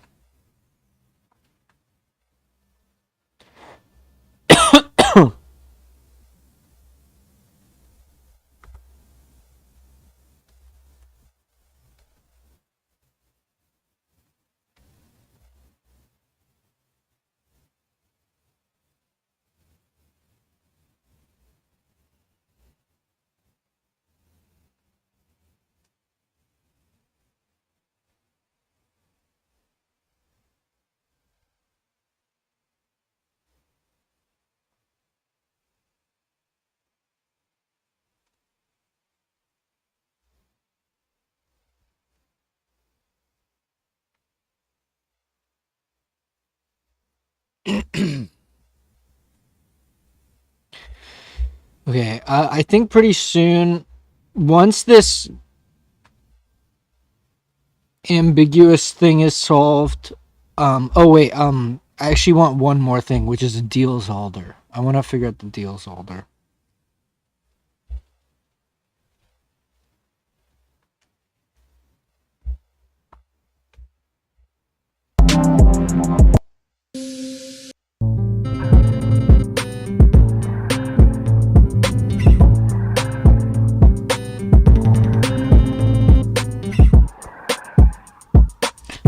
Something.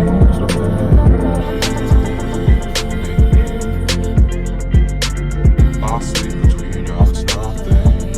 Keep our place.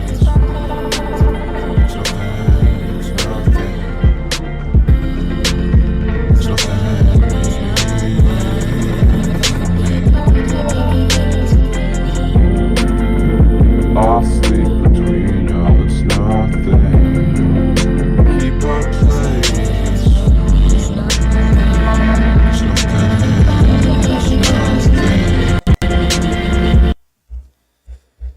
Okay. All right.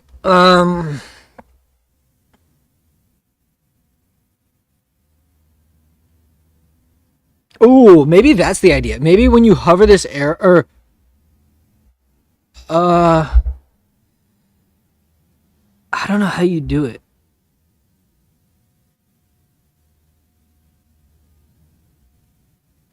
I don't know how it's gonna do it, because it's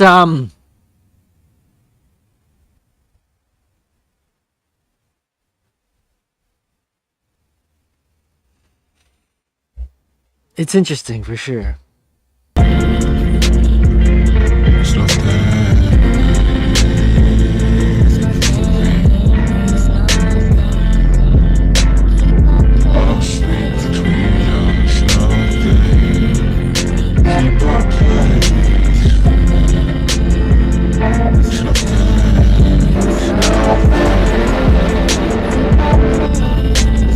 Oh, that's it.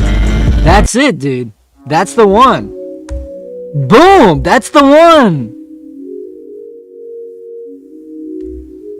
That's it, bro. That's the one. That's great. I like that a lot. That is not bad. Keeps? Bro, that is great.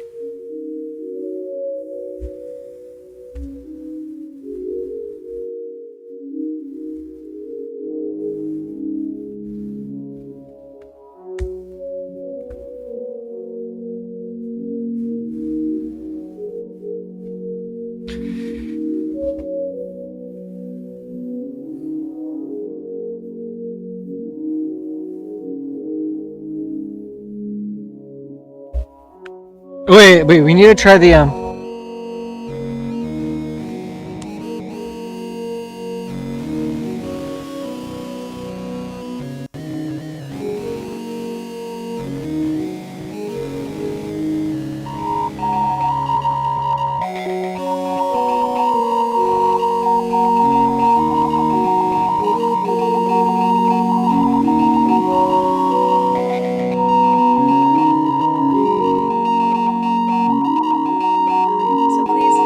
for real? I listen to this stuff and I'm like, how did I do that? Like, I don't even know how to do that now.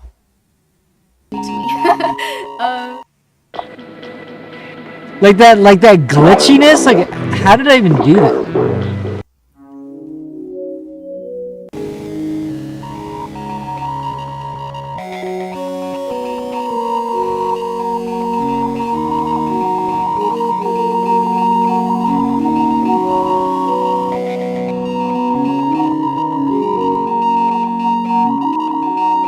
So please, be sweet to me. Bro.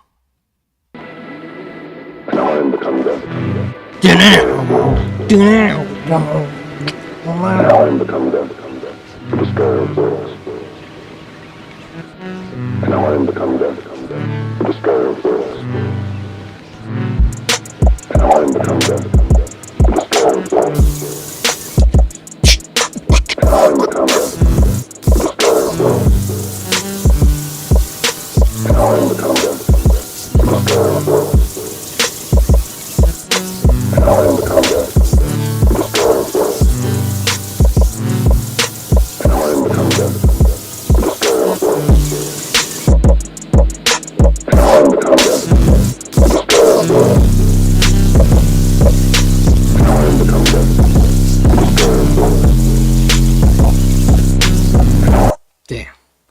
So good, man.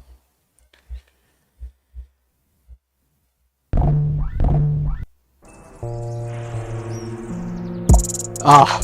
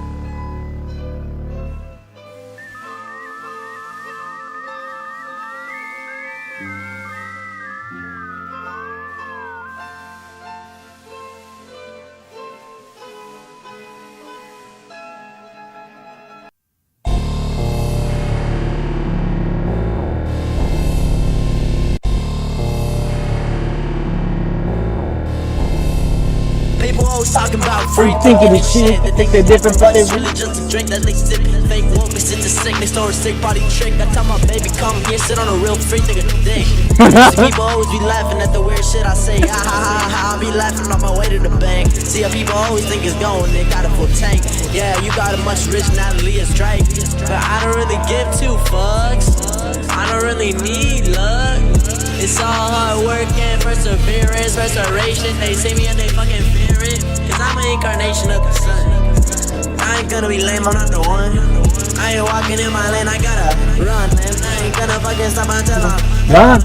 cause I'm an incarnation of the sun. Bro, that's such a fire line. Incarnation of the I'm sun. an incarnation of the sun. I think I put a picture on it. Oh, that shit was fire, dude. That was good stuff, man. I was listening to this in the car, man. I mixed it, like, for what this was, I mixed this so poorly. This could have been so much better.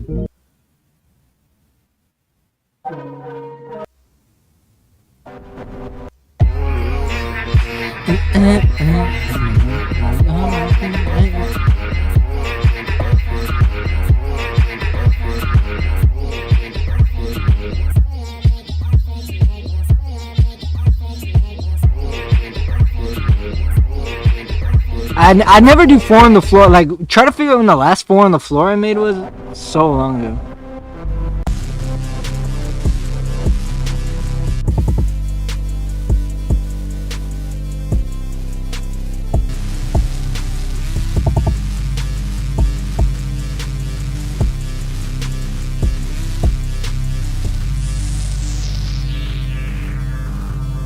All right. Okay, it's time to do chemistry, I guess. So wait, I wanted to spam quick though the blank. So this is how you use the blank. Okay. So now I'm gonna do phthalimide. Now I'm gonna add hydroxide.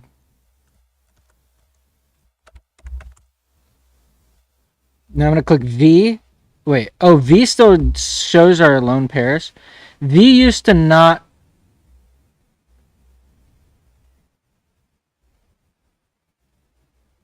Yeah. So okay. That I prefer that. Yeah. So without lone pairs. Okay. So here. So we're gonna take this. That. Then. Um. Um.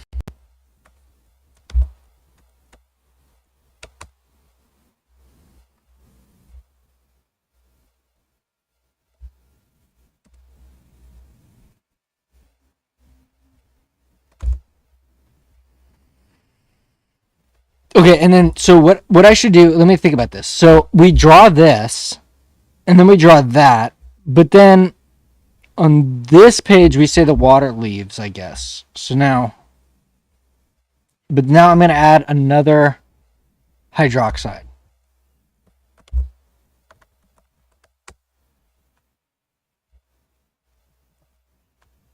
I feel like that's so weird. Like, why does that happen?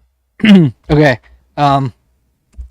So then this happens, and then this. Um.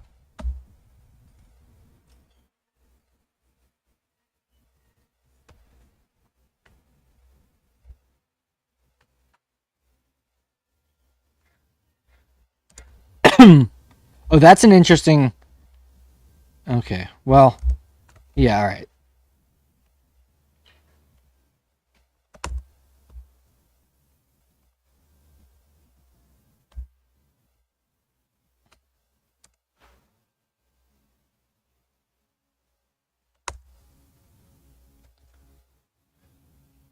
What?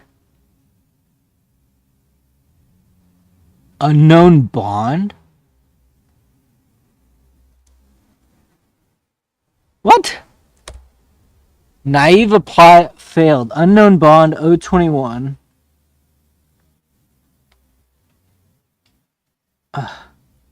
Serious? Something is wrong.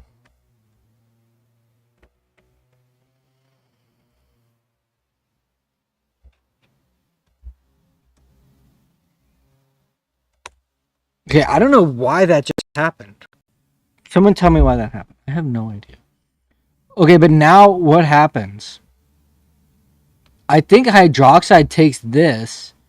Or no, you know what I think happens? I think this happens. Does it not? Alright, so we have the resonance form. No, because then when this comes down, this goes like that. No, that's not it. That ain't it, fam. Wait, is it?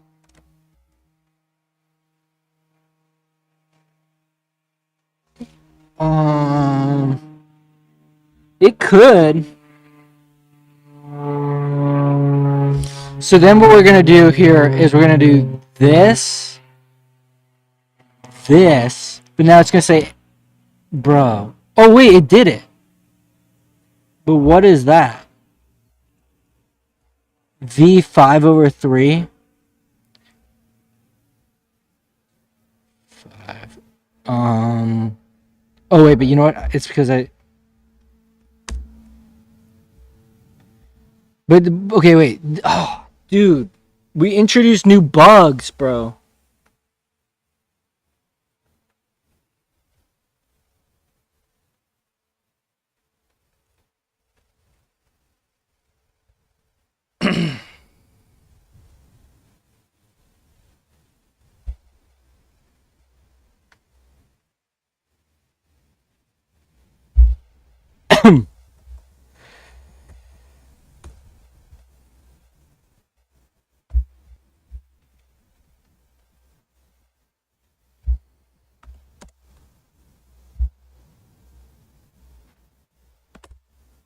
But see, okay, something that's not good.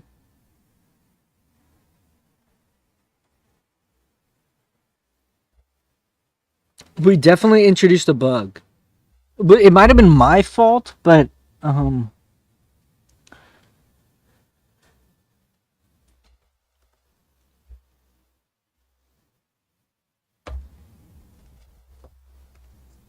the problem was that when we did this,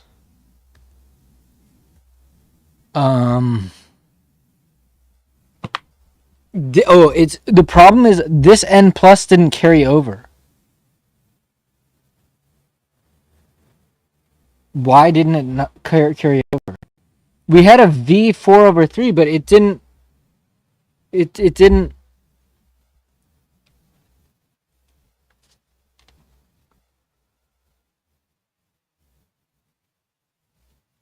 Stored charge is 0.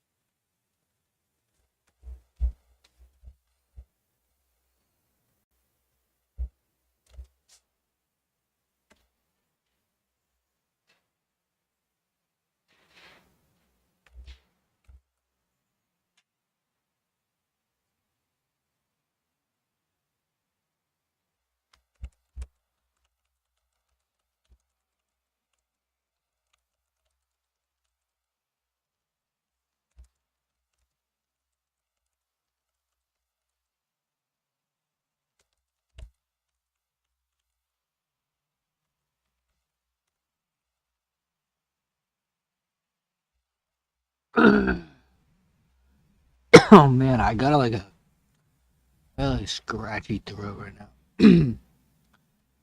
But we need to debug this because I mean it says valence 4/3 or something like that. I don't know what that is. What is that?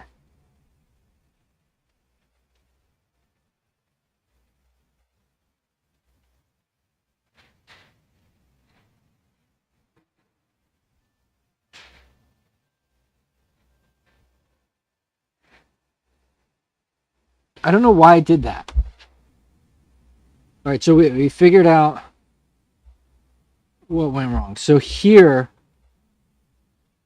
it's got a formal charge. And then when we execute this, it no longer has a formal charge, but it gives you a warning that its charge is wrong. So, okay, so I want to save this.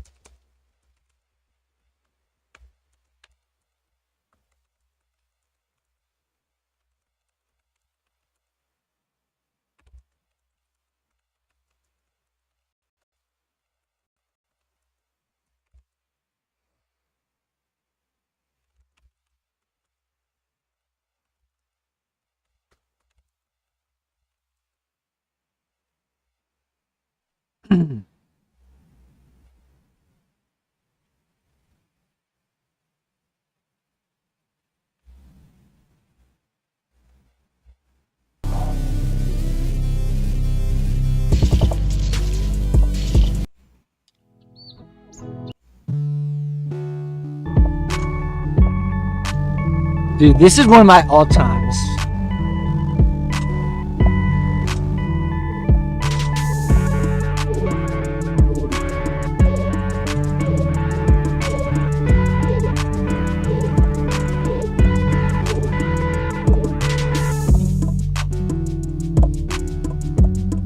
Da da da da da da. Ba-dum, ba-da-da-da-da.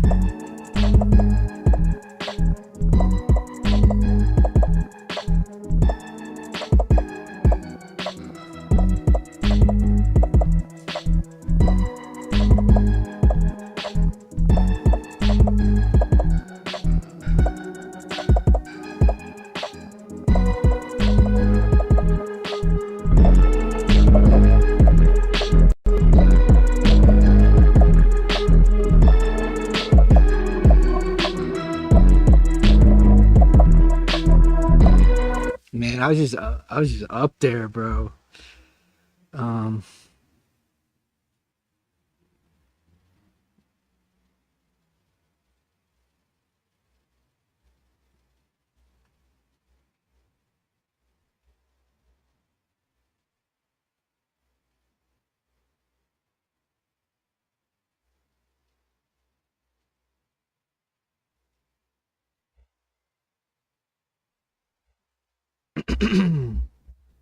Rust.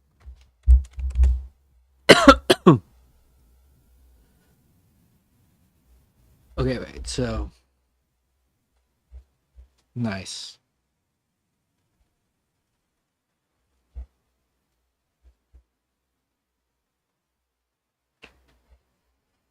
Okay, cool.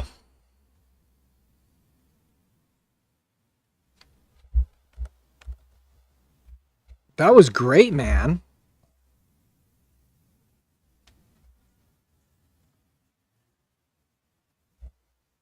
Good, good.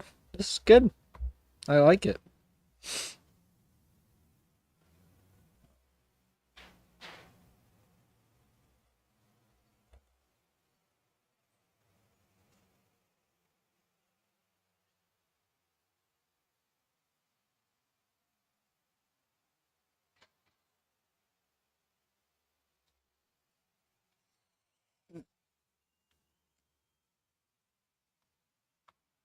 Dude, it's funny how just doing this is so addictive.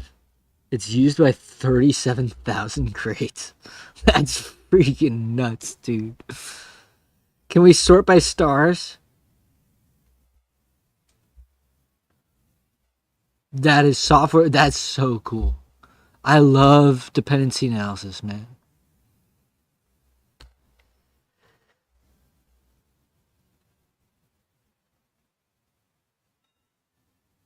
RD kit. Oh, look at how beautiful that looks. Oh my god.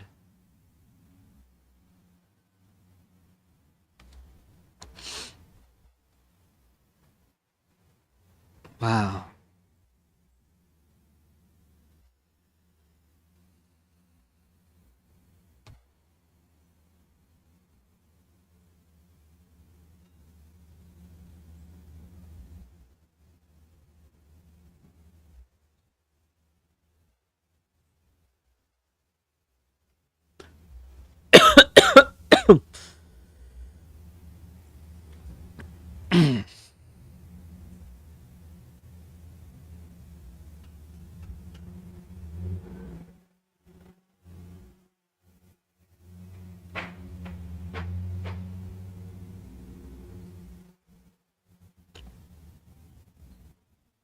That's pretty badass, dude.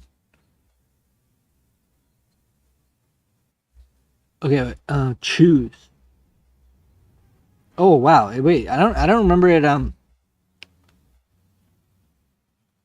surfacing that ambiguity. That's great.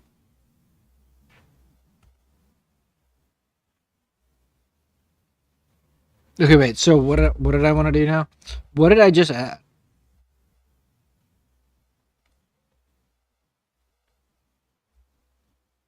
Oh, the file. Okay, okay. This is great. I can just open a file picker.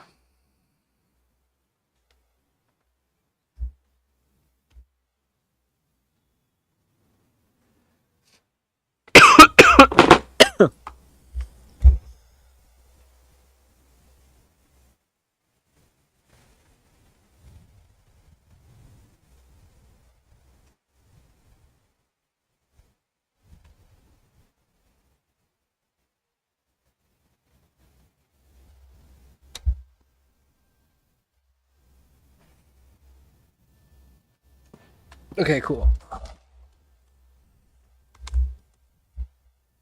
This is a great demo. All right, so let me open up. Okay, so um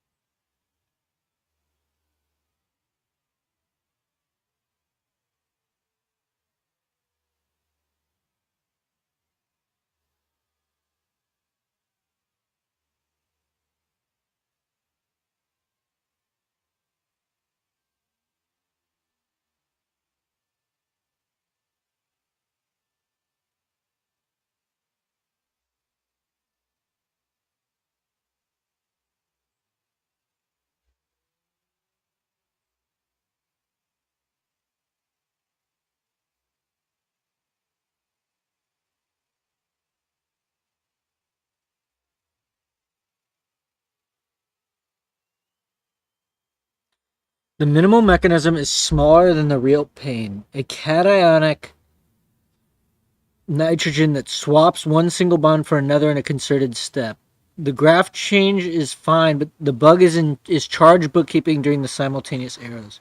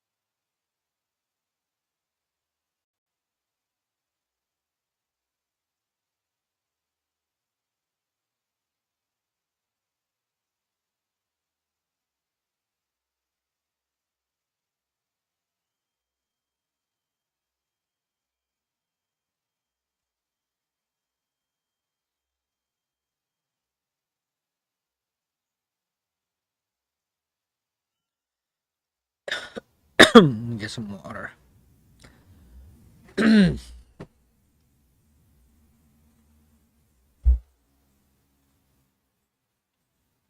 in my mind, this was kind of a regression because I feel like it was working before.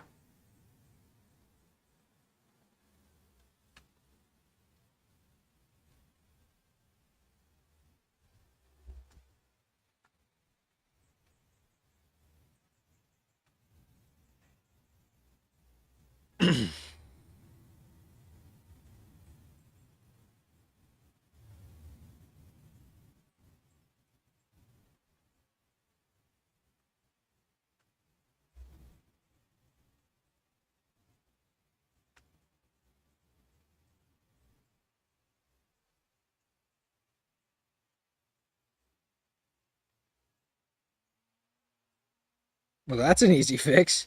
With full screen to with maximize. That's great.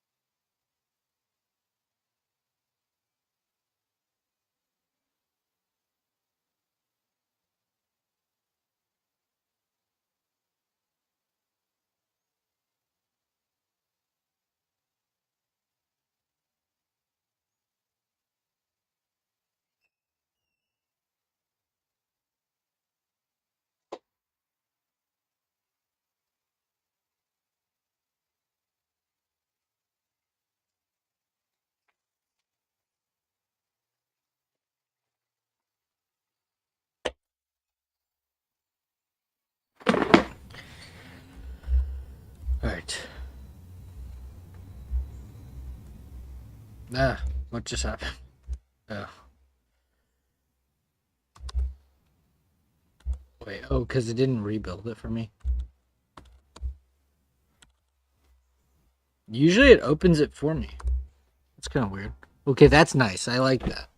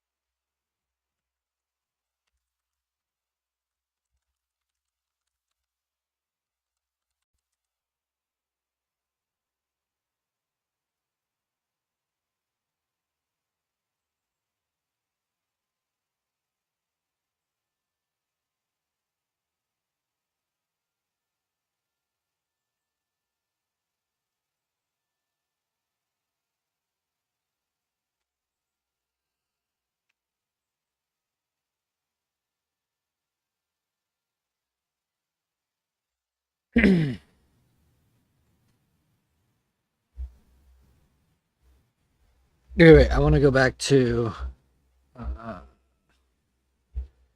open weird valence. I'm gonna delete this and I'm gonna enter this. Okay, good.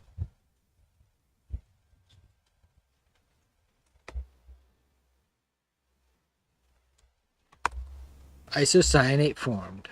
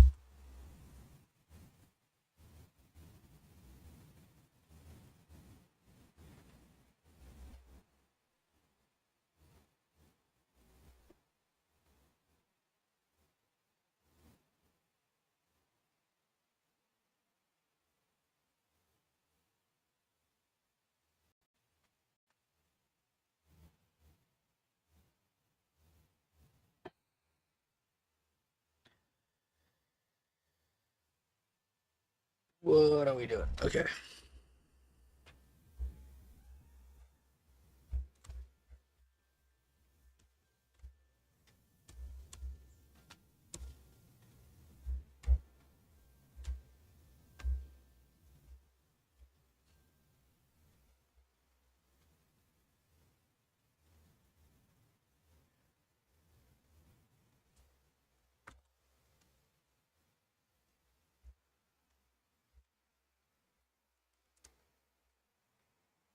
Better.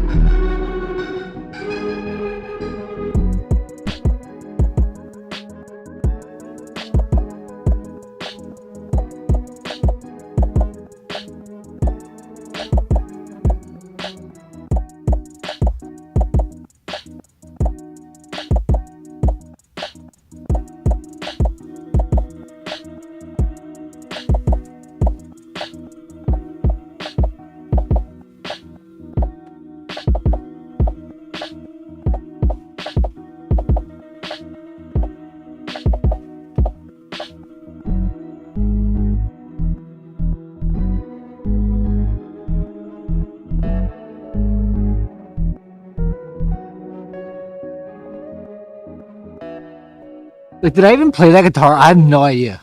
Okay, good. We're good. Did I have another message for it already? All right. Oh, that looks great. Oh, this looks like a real program. This looks like a real program, dude.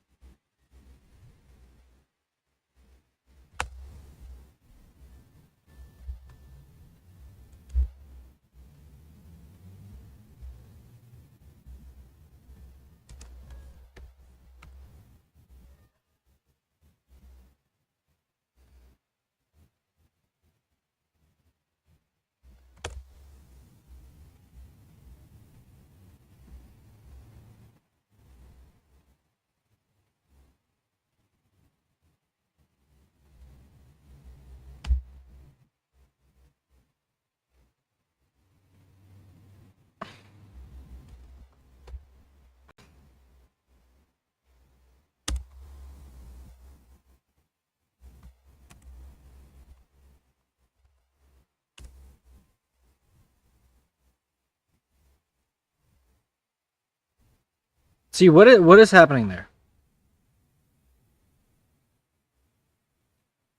Yeah. See. Okay. Look. If I'm on the hover.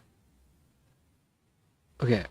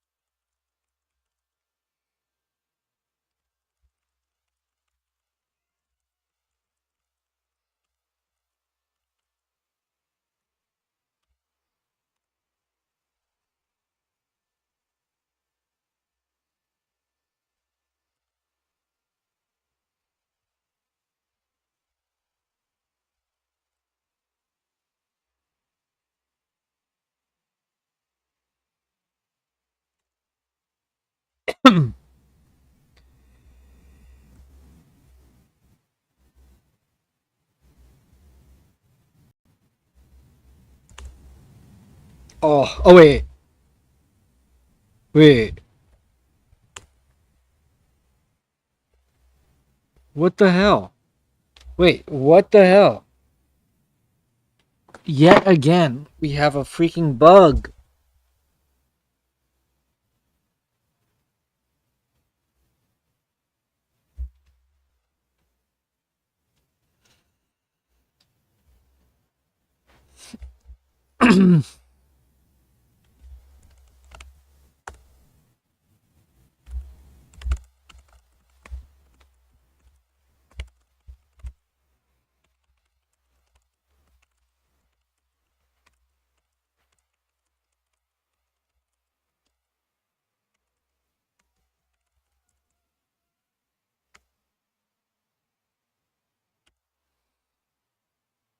That's the thing, is that there's just a million things to do to make this thing actually usable.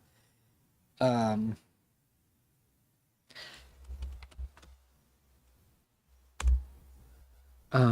Wait, if I click hide. Oh, here we go. Nice. That's cool. Ooh, the IR. I forgot about the IR. I mean, I really want to work on that more. Because, like, I feel like the whole thing of, like,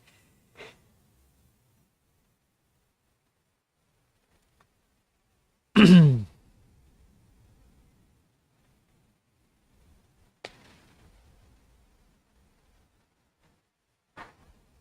just love the idea of chemical mechanisms as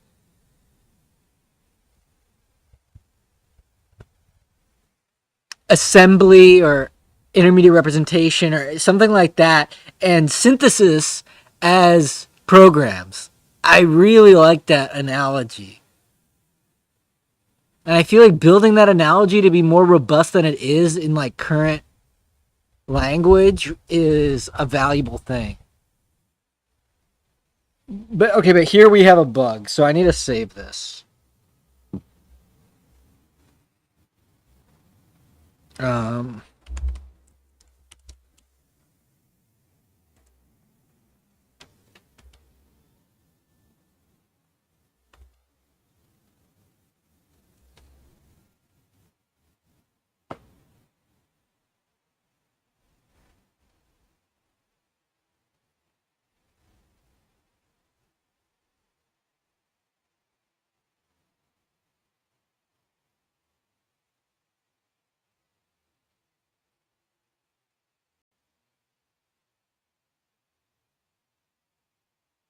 I would agree that the sketcher is not beautiful, but it is very functional. Or it's okay, well, I wouldn't even say that. I would say there are aspects of it that are very functional. But as a whole, it's not a working program. Oh, this is also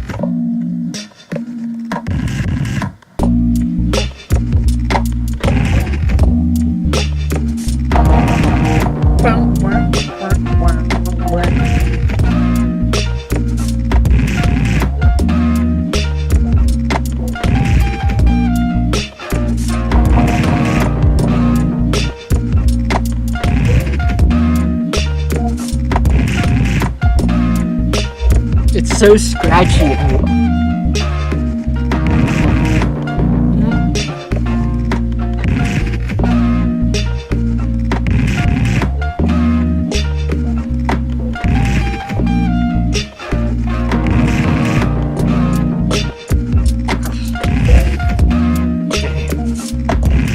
It's just too good, bro.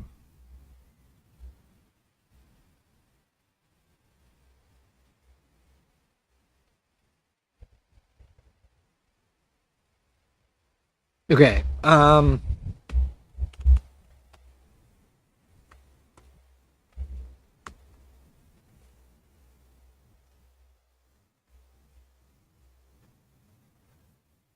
Oh, import from Claude Code? That's crazy.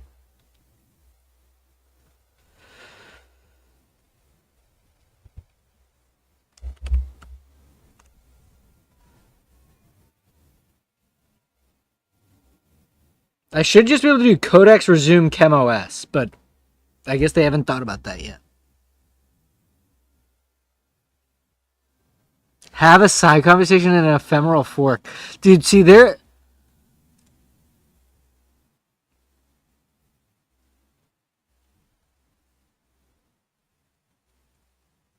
Oh, it's at.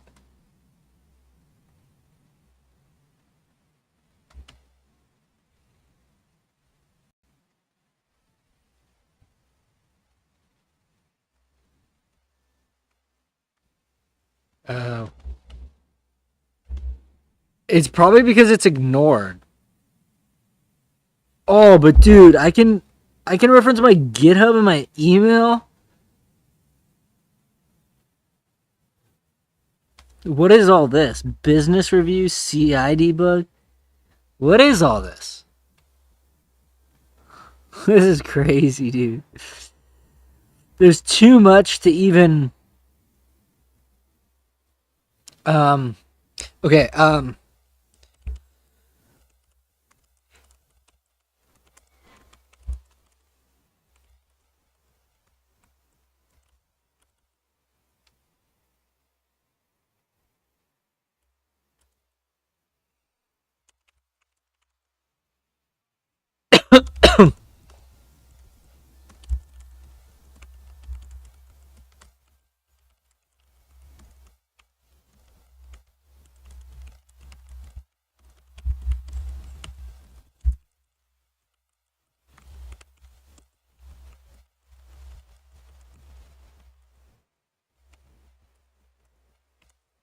wait, actually, is that right? This is like weird.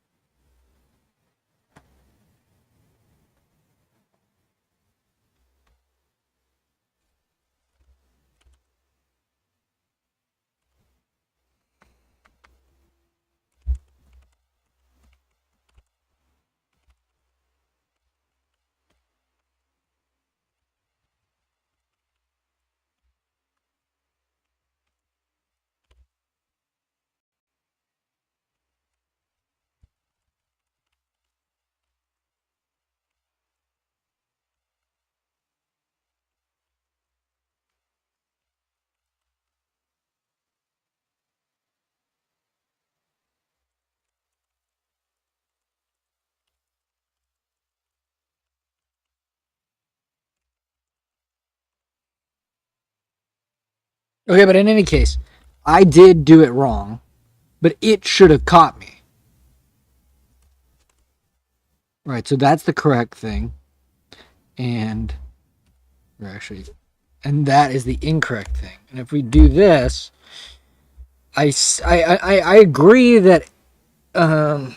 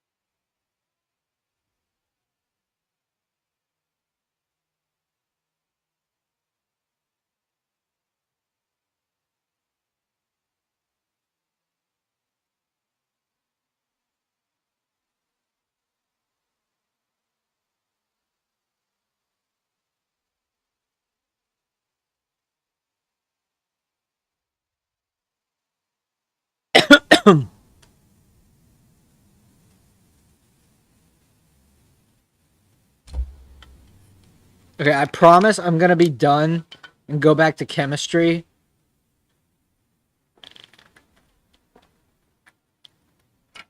Soon. But this thing is getting pretty good.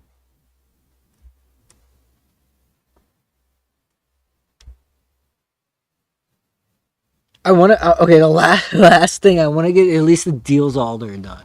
I want to have a way that let's just add let's say 1,4-cyclohexadiene. And then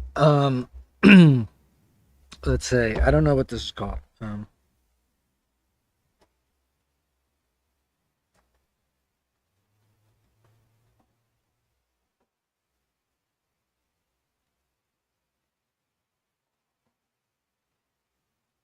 I mean, for right now, I'll just do this. It's just 1,3-butadiene.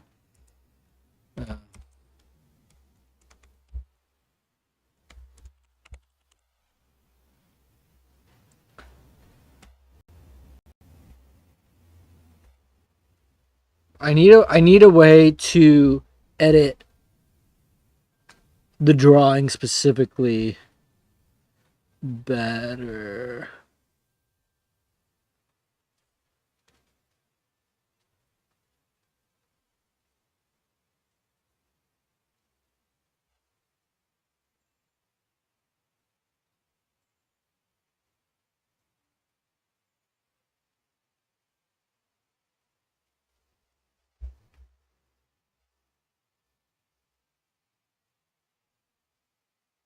Okay, wait. We're gonna do this in a second, but I'm gonna close it and I'm gonna reopen the. Okay, so here we are. So I'm gonna delete this pane. And I'm gonna control enter.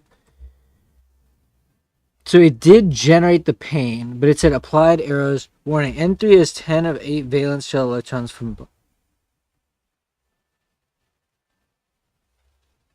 That's good. That's good.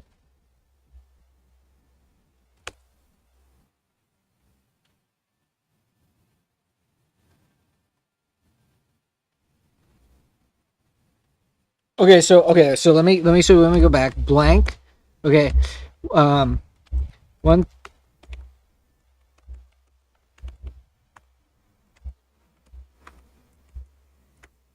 Oh fuck! I messed this up.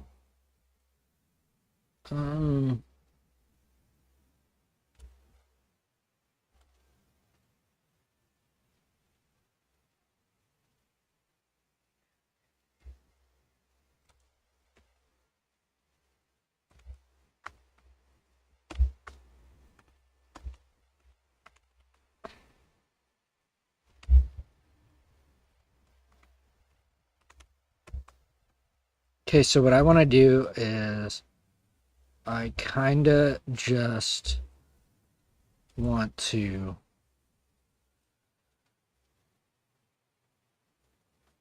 Dude, it still does this thing. Did I not say this?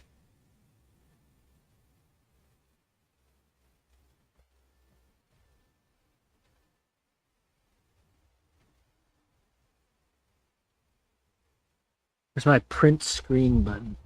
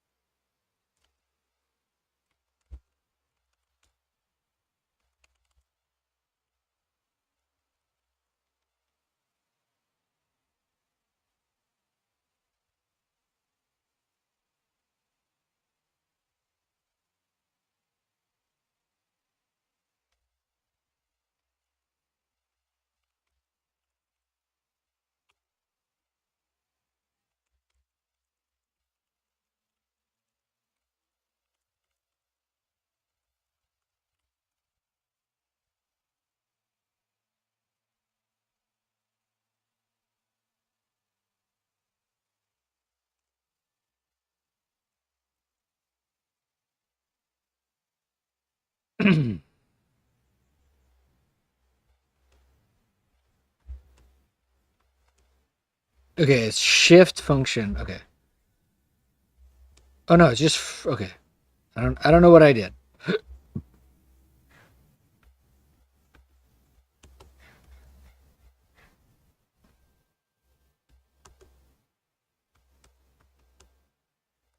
Oh.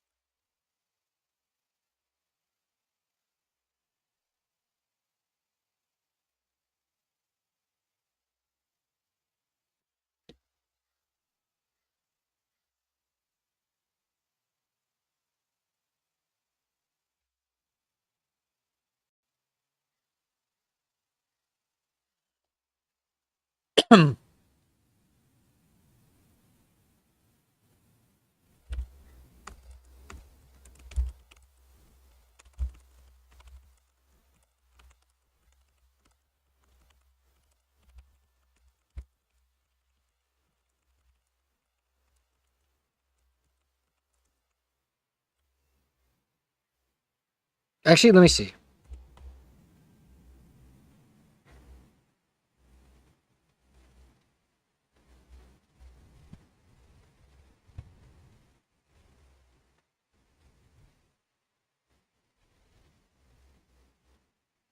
Wait, what? Oh, wait. Hold on.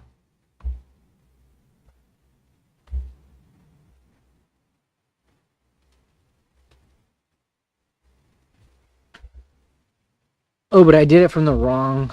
Oh, wait. Oh, hold on.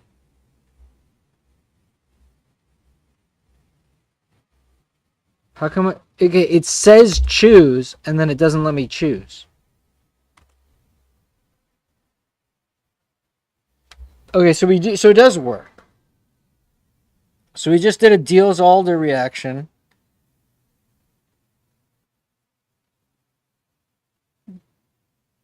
The only issue is definitely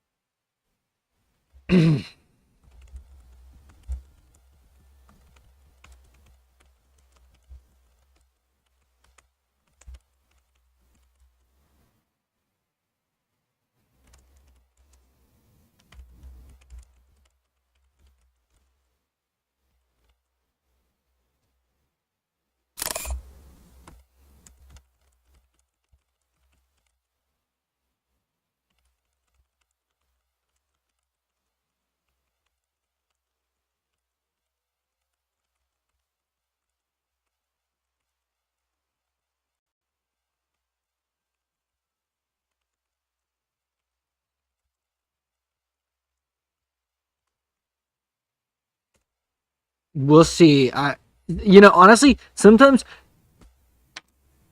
prompts are a little bit of a gamble because you can have it go off and do a whole bunch of stuff and it's just like the totally wrong direction.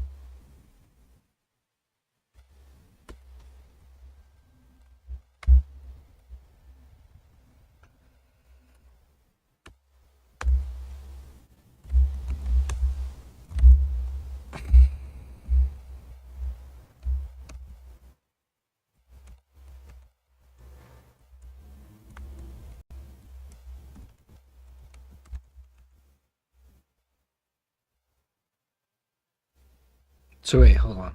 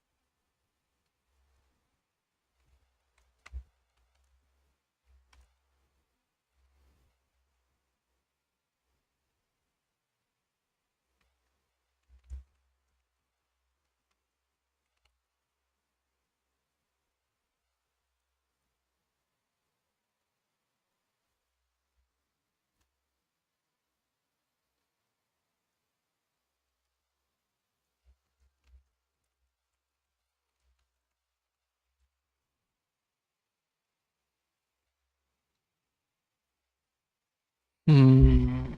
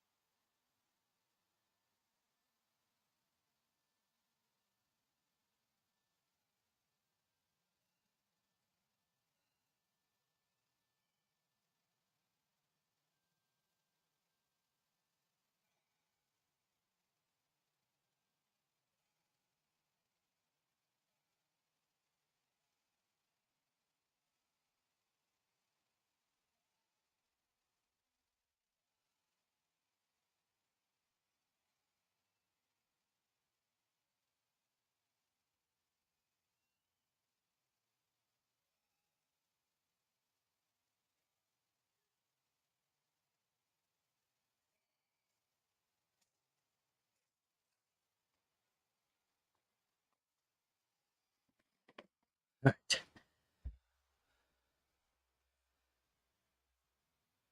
Uh,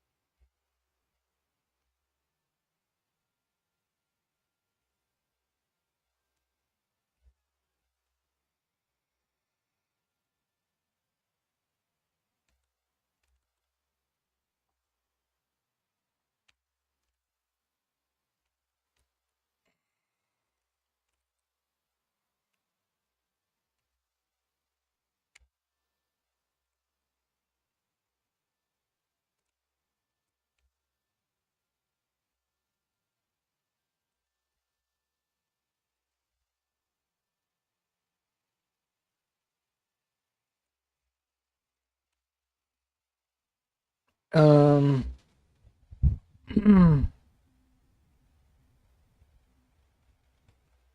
that's a good feature, bro. I gotta.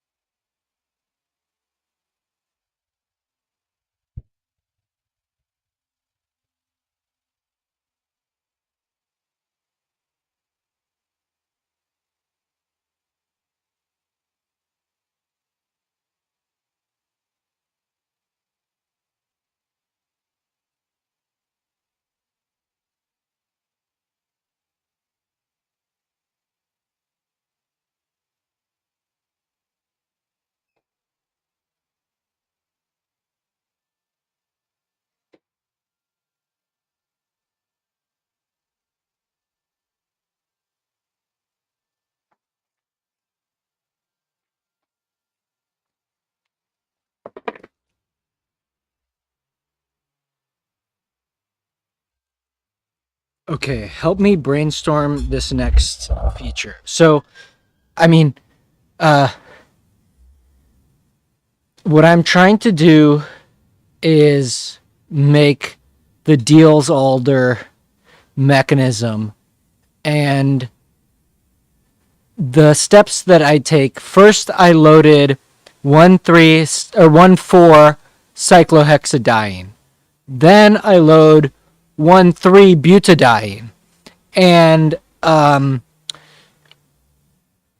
the issue is that obviously the natural conformer of the diene is S trans, is sigma trans, and we want to draw it in its S cis configuration, and I'm trying to figure out how the natural interaction model or the natural way or easy way to facilitate that. And I'm also wondering, because I feel like rotation about sigma bonds is a pretty natural operation, but also leads to some pretty immediate complications. The first, the first is, let's say that you had a cyclic molecule. Well, then there are not two sides of the molecule by which you could rotate about that sigma bond. So I don't know if you just disallow rotation about cyclic, sigma bonds that are involved in some sort of cyclic molecule, and that might not even be general enough. There might have to be even weirder cases. I'm not so sure. But even beyond that, or not beyond that. So the initial interaction that I had in mind is that we are working with 2D planar images of molecules. Okay, so what I could imagine is that I take the sigma bond, like for the diene, that I'd like to rotate half of the molecule about. And now the rotation would not be the planar rotation that we just implemented, whereby we're rotating in the plane. We are actually rotating perpendicular to the plane of the actual program in order to get that. And I'm just wondering what your thoughts are about this, how we can do it, and stuff like that.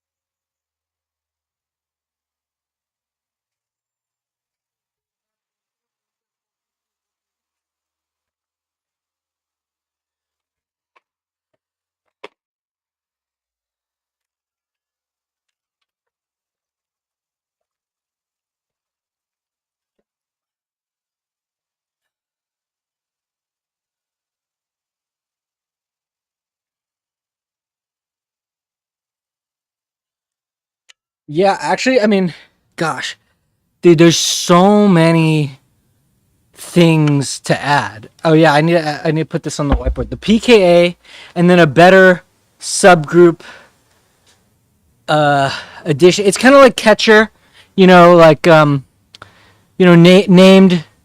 named substituents.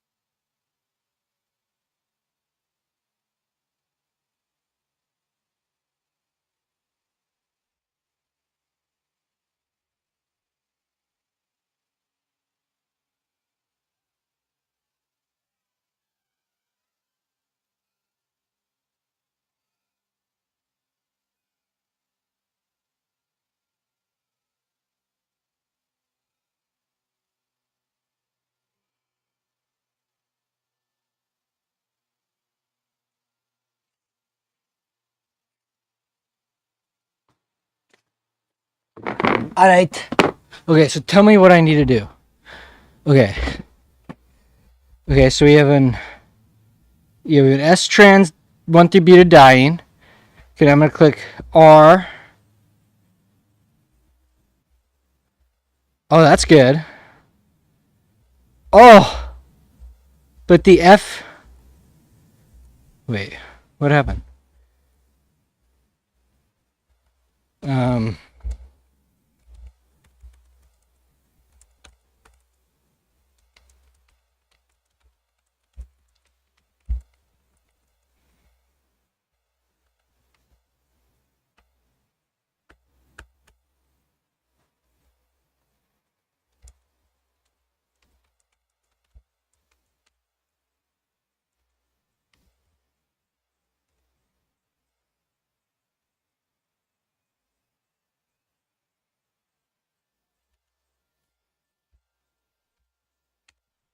But that's pretty sick, right?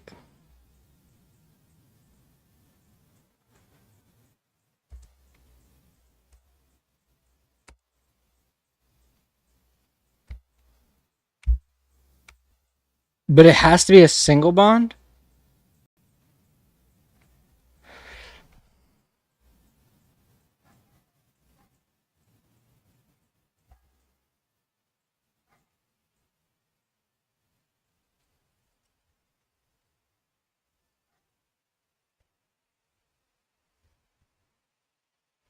I actually liked Tap.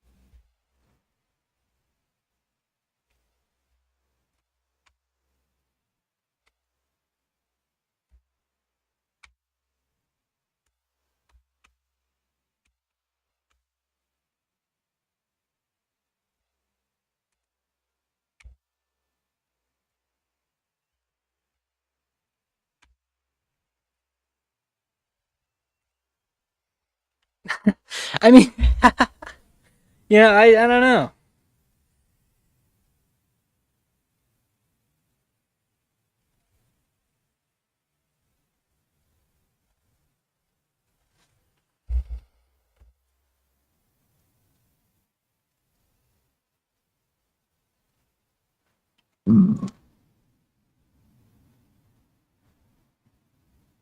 Did we get any chats? I'll check. I usually don't check, but I will check.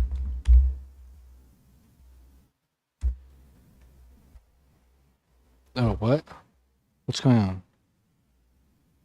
Why is my... Oh, I did the fucking thing. Oh, yeah. What's cooking? What am I making? What am I making? What's up? Okay, I'm making an editor for chemical reaction mechanisms. All right, wait, hold on. What? I hate how I do this thing. I don't remember... How do I get out of this fucking... Oh, my God. I never... Oh, fuck me. I always... There's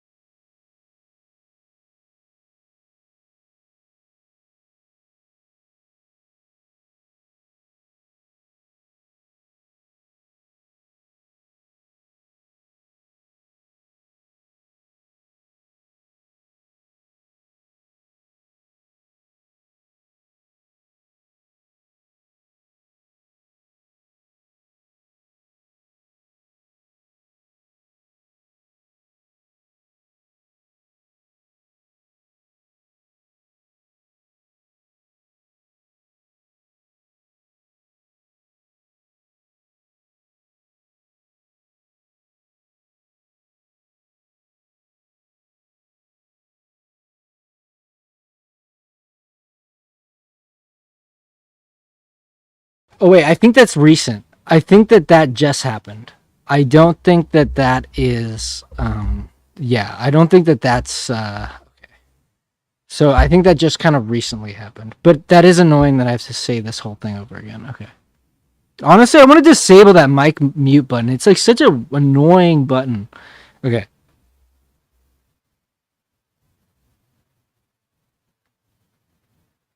What did I even say? I wonder if I can clip what I said. What the hell did I say, though?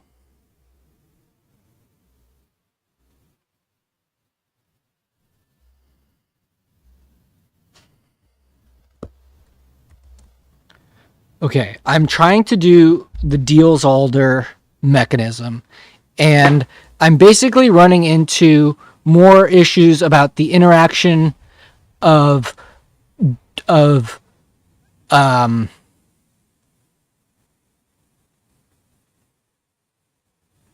of the carbon migrations and of ambiguous arrows. I think in the ideal case, it like okay, because here's what happens is I have the diene and the dienophile, and what I do is basically what I'm saying is that I from the dienophile bond, I drag that or I click that and make an arrow to one of the diene carbons, on the terminal diene carbons or whatever. And then from that alkene, I draw to the sigma bond of the diene. And then, I close the ring. Anyways, the thing that's annoying is that I result in two ambiguous carbons. And what's annoying is that I'll apply the arrows without remembering to do the migrations, and I get something totally wonky. And I'm just trying to brainstorm what the right way, because right now it's kind of annoying that, like, ideally in the best case, I draw that first arrow and the model the program already knows that there's an ambiguity. Now, I don't know if that's in general true, or it's only true once you've drawn all the arrows, of the current pane and then try to apply it. I don't know. But, the best thing would be, like, I draw that first arrow and then it immediately has me choose which side, because then I can proceed. But right now it's just really annoying that I'll draw the arrows and then only later find out it's wrong. Now, in the case that we don't actually have, immediate knowledge of ambiguity, and we only know it later, what was my idea?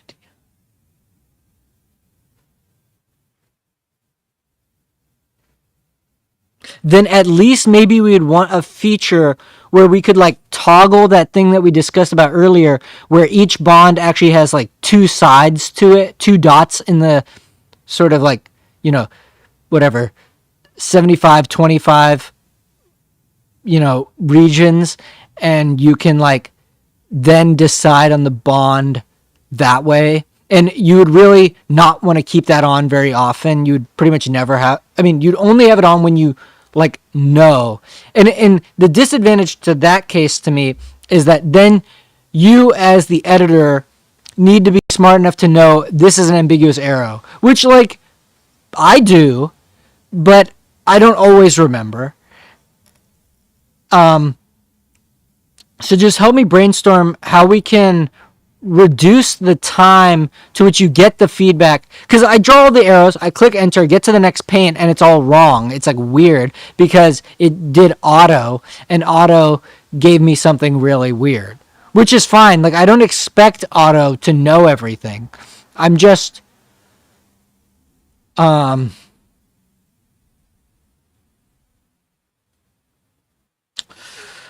wondering.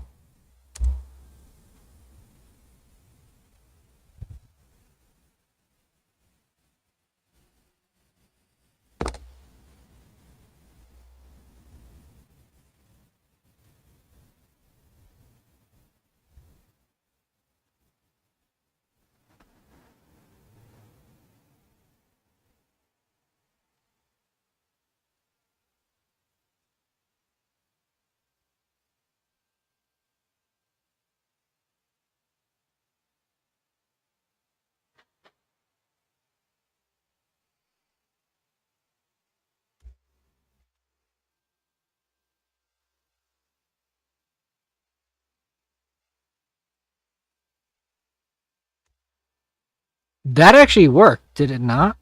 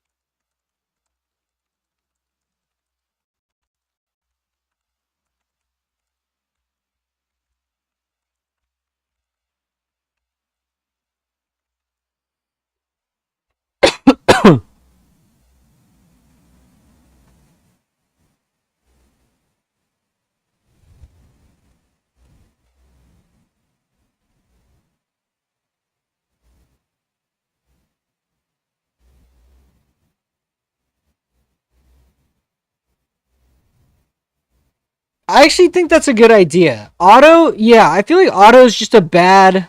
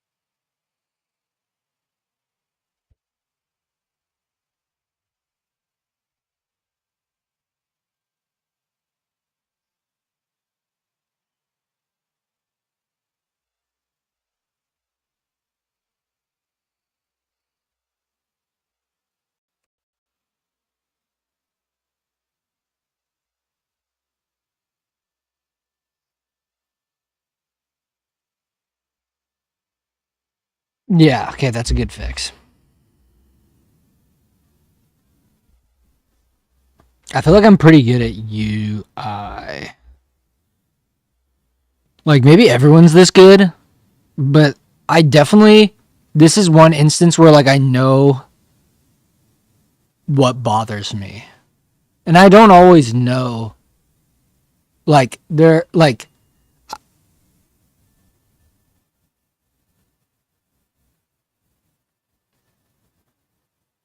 I don't know. I just really like doing it like this. Like this is really fun to build something where you just say what's bothering you and what you want done.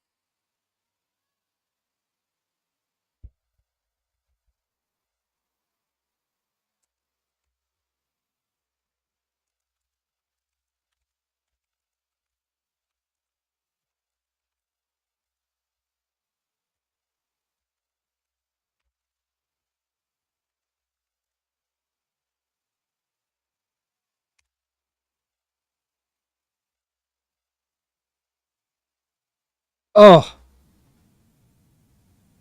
I mean, yeah, I guess that makes sense. It's kind of funny, actually.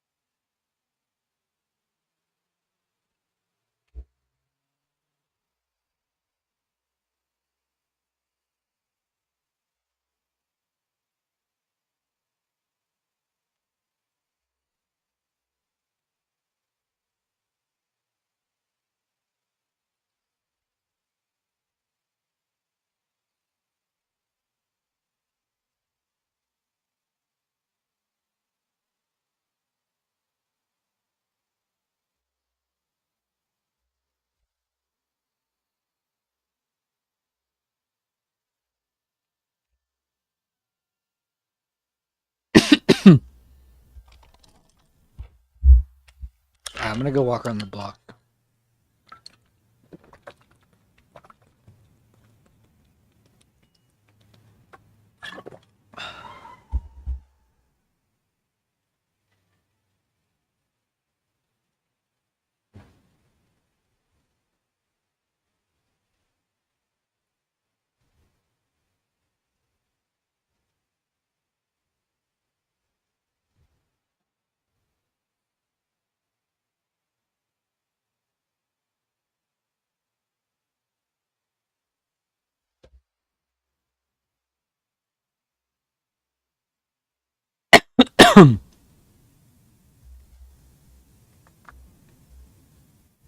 It's crazy, like, how is this thing so much code? I just don't understand.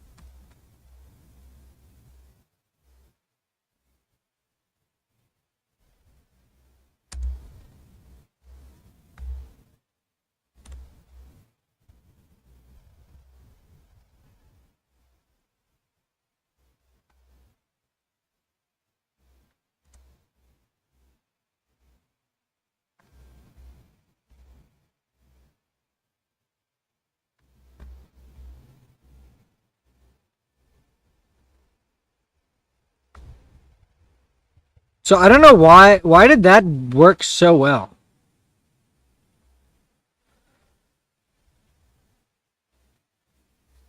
Because that worked great.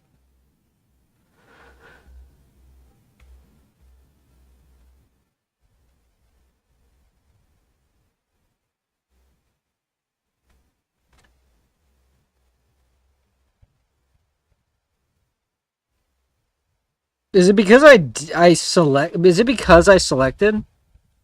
No, it auto. How did it auto?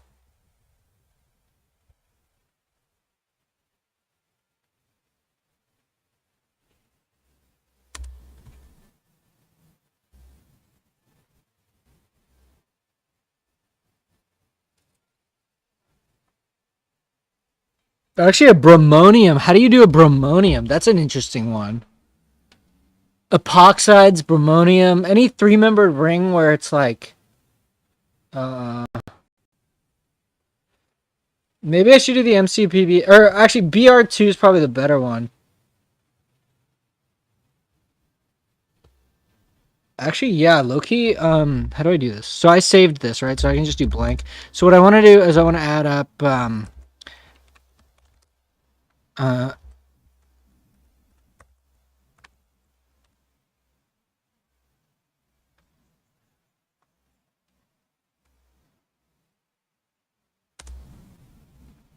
okay, this is what I want to do.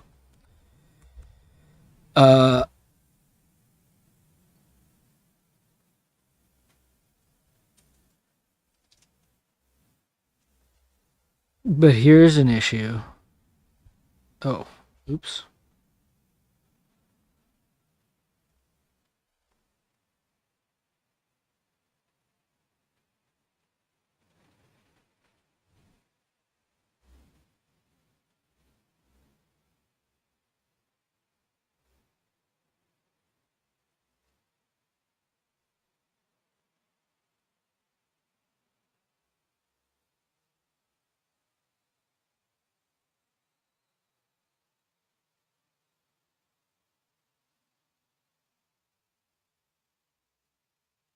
Oh, that's sick.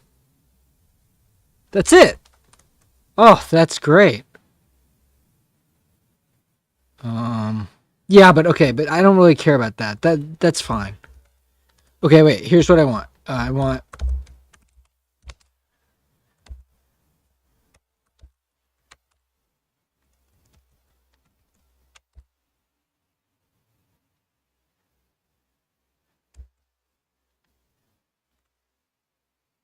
Oh, what? What the fuck?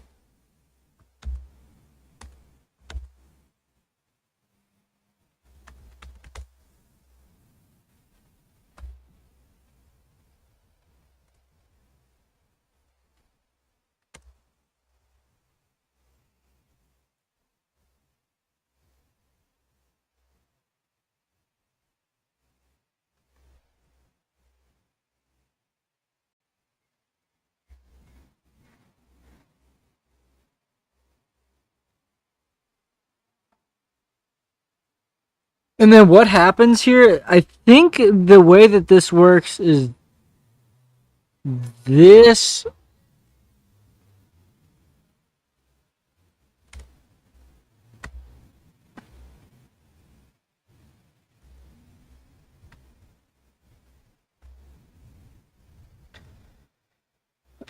Okay, so that works pretty well to me.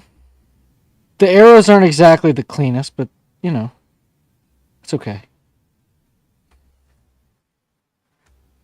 And obviously, sin and trans, or anti, um, no stereochemistry yet.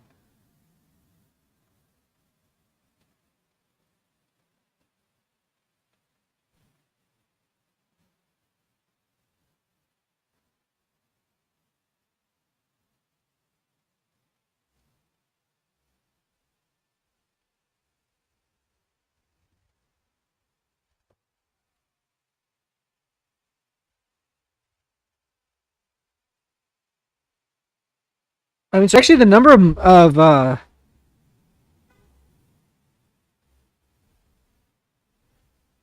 of mechanisms we support is actually pretty good. Um, I'm like pretty thoroughly pleased with how far this has gotten. Um,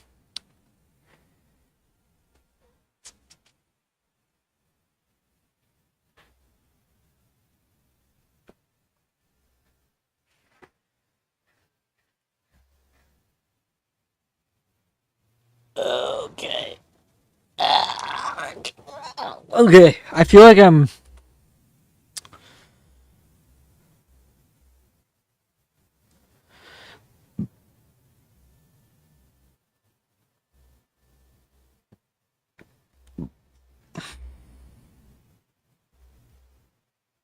But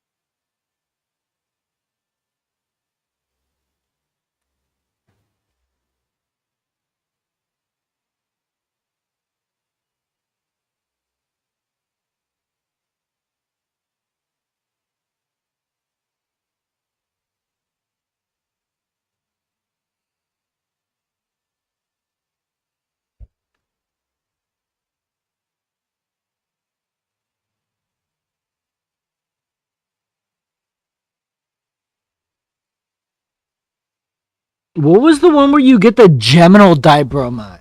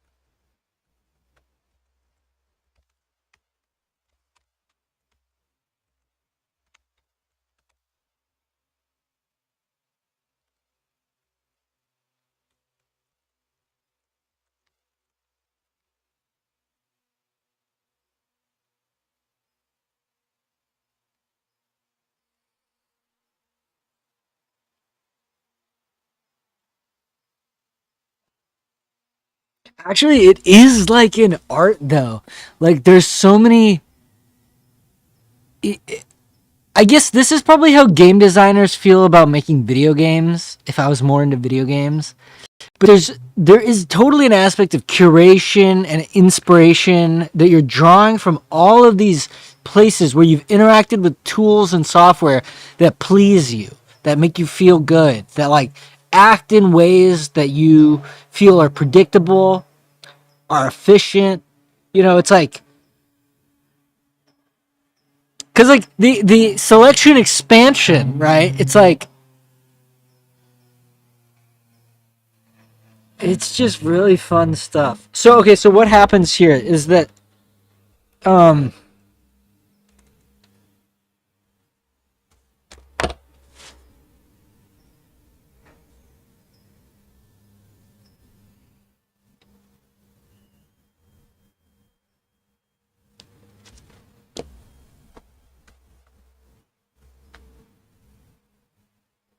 wait, vicinal? Is it vicinal?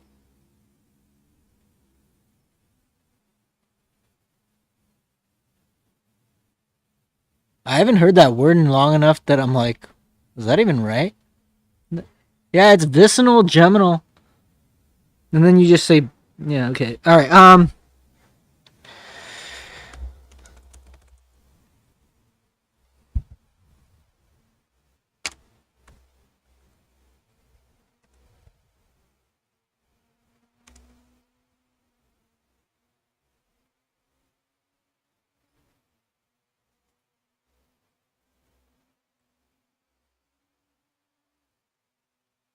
Okay, we protonate on the Markovnikov side.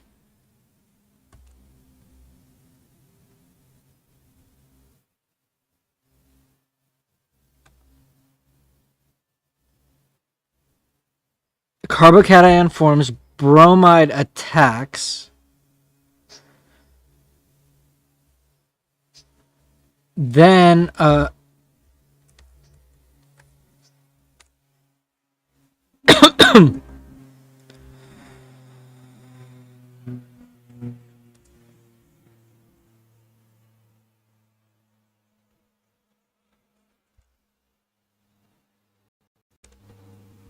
oh, yes.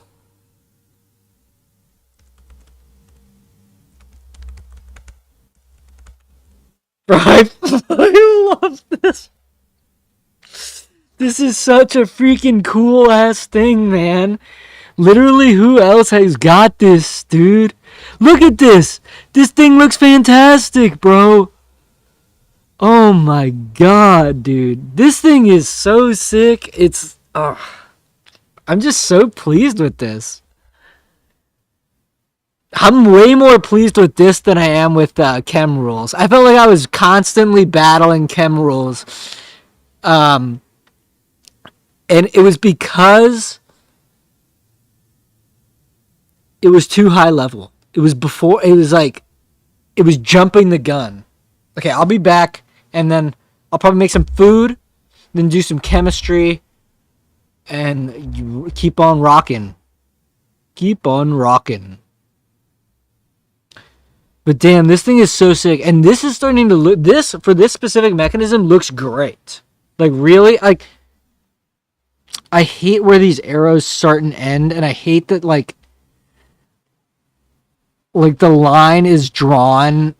But whatever. I mean, they're details. There are details. Like, broad strokes, this thing is amazing. Open Babel Gen 2D. Why is it putting that on every pane? That's so stupid.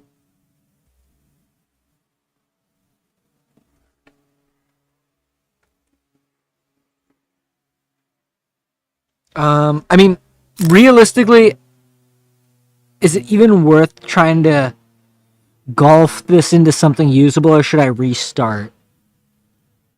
Because, like, where is Open Babel?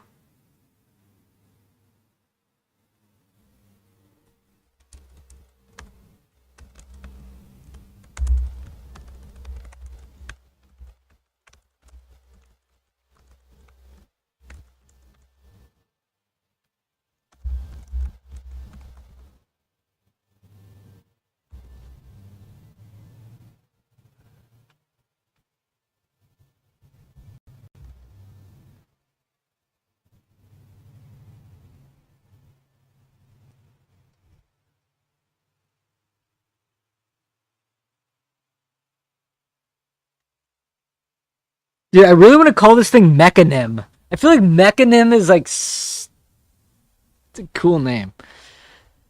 Oh.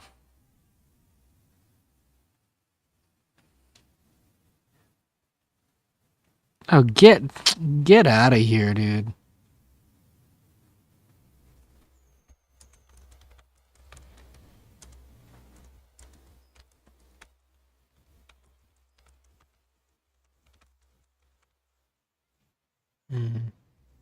Okay, cool.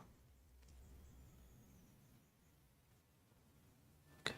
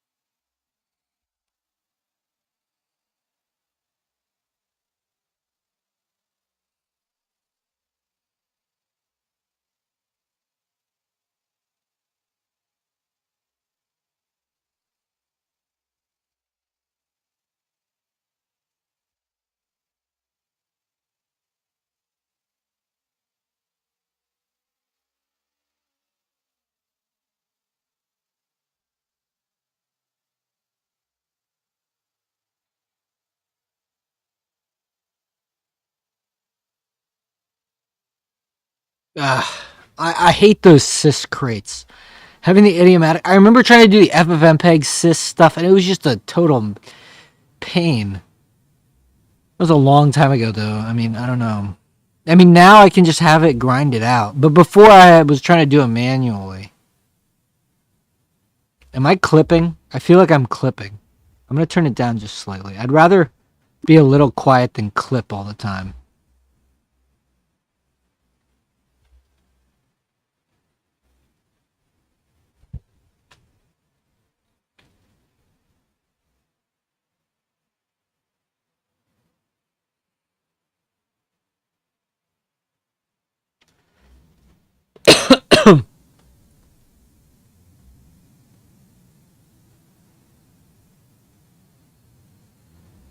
But I think I looked at Chromatic and it was like not that good.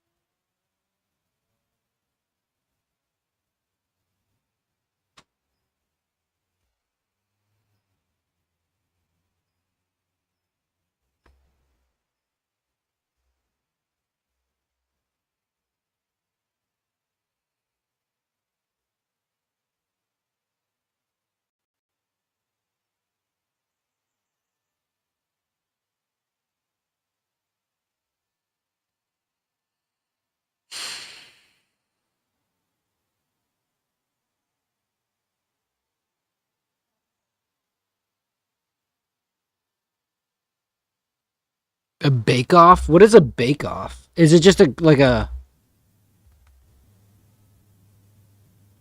Oh, okay. Okay. A bake off.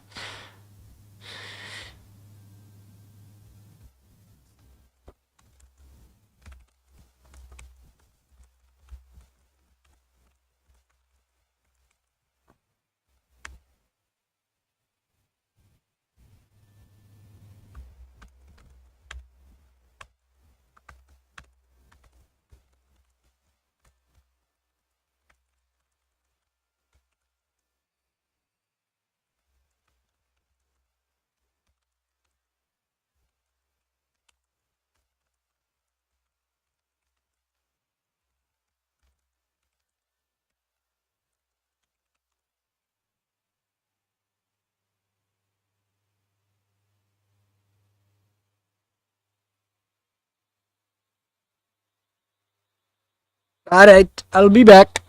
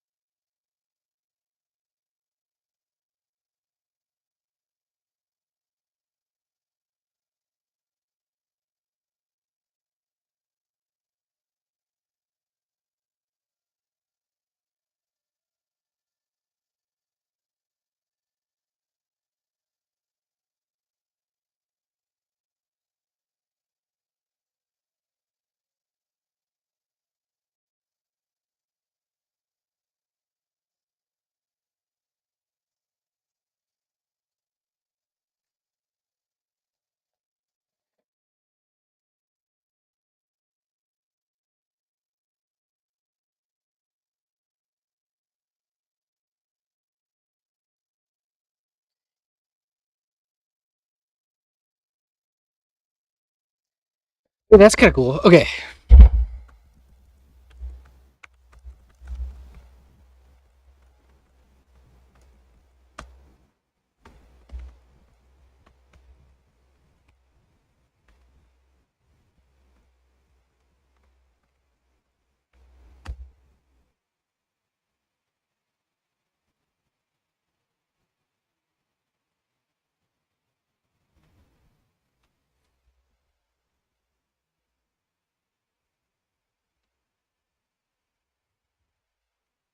Interesting.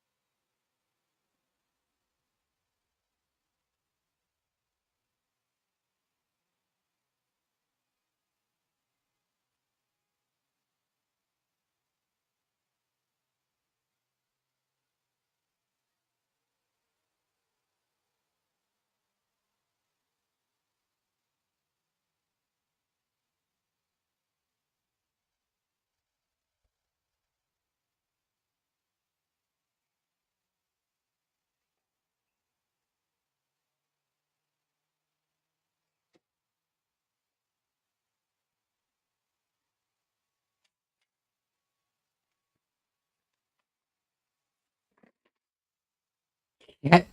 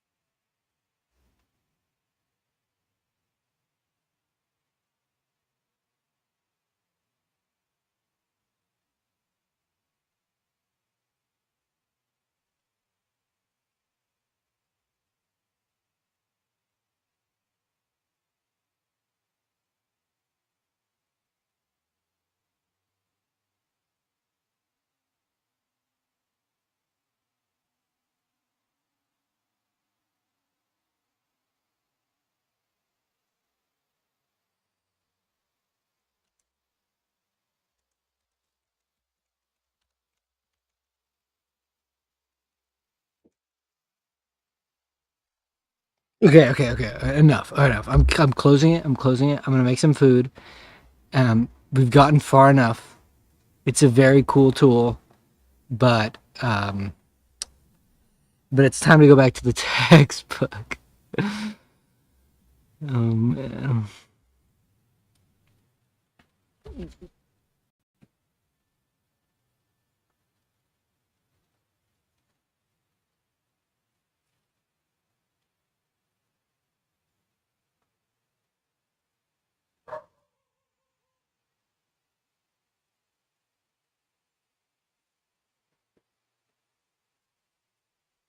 I really thought it was gonna say stereochemistry, cause that's in my mind. That is the next thing that like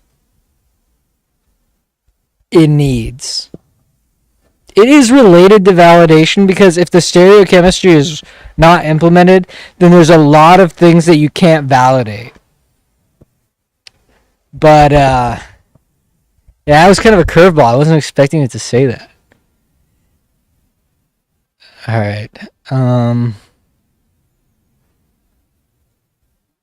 think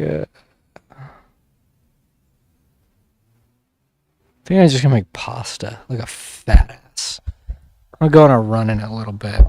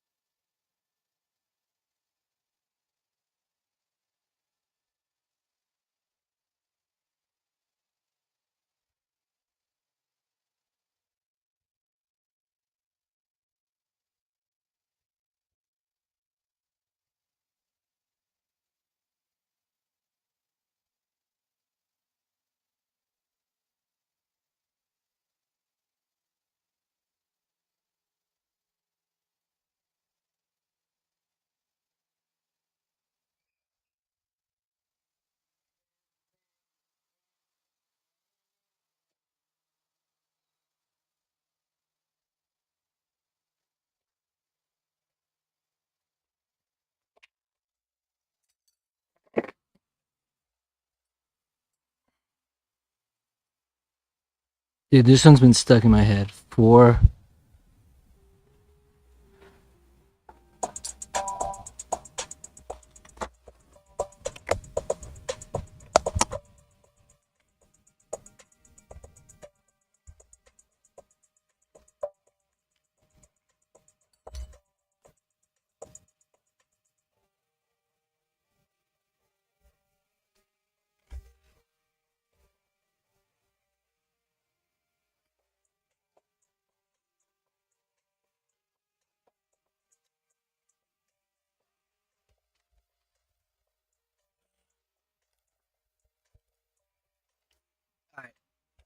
Okay.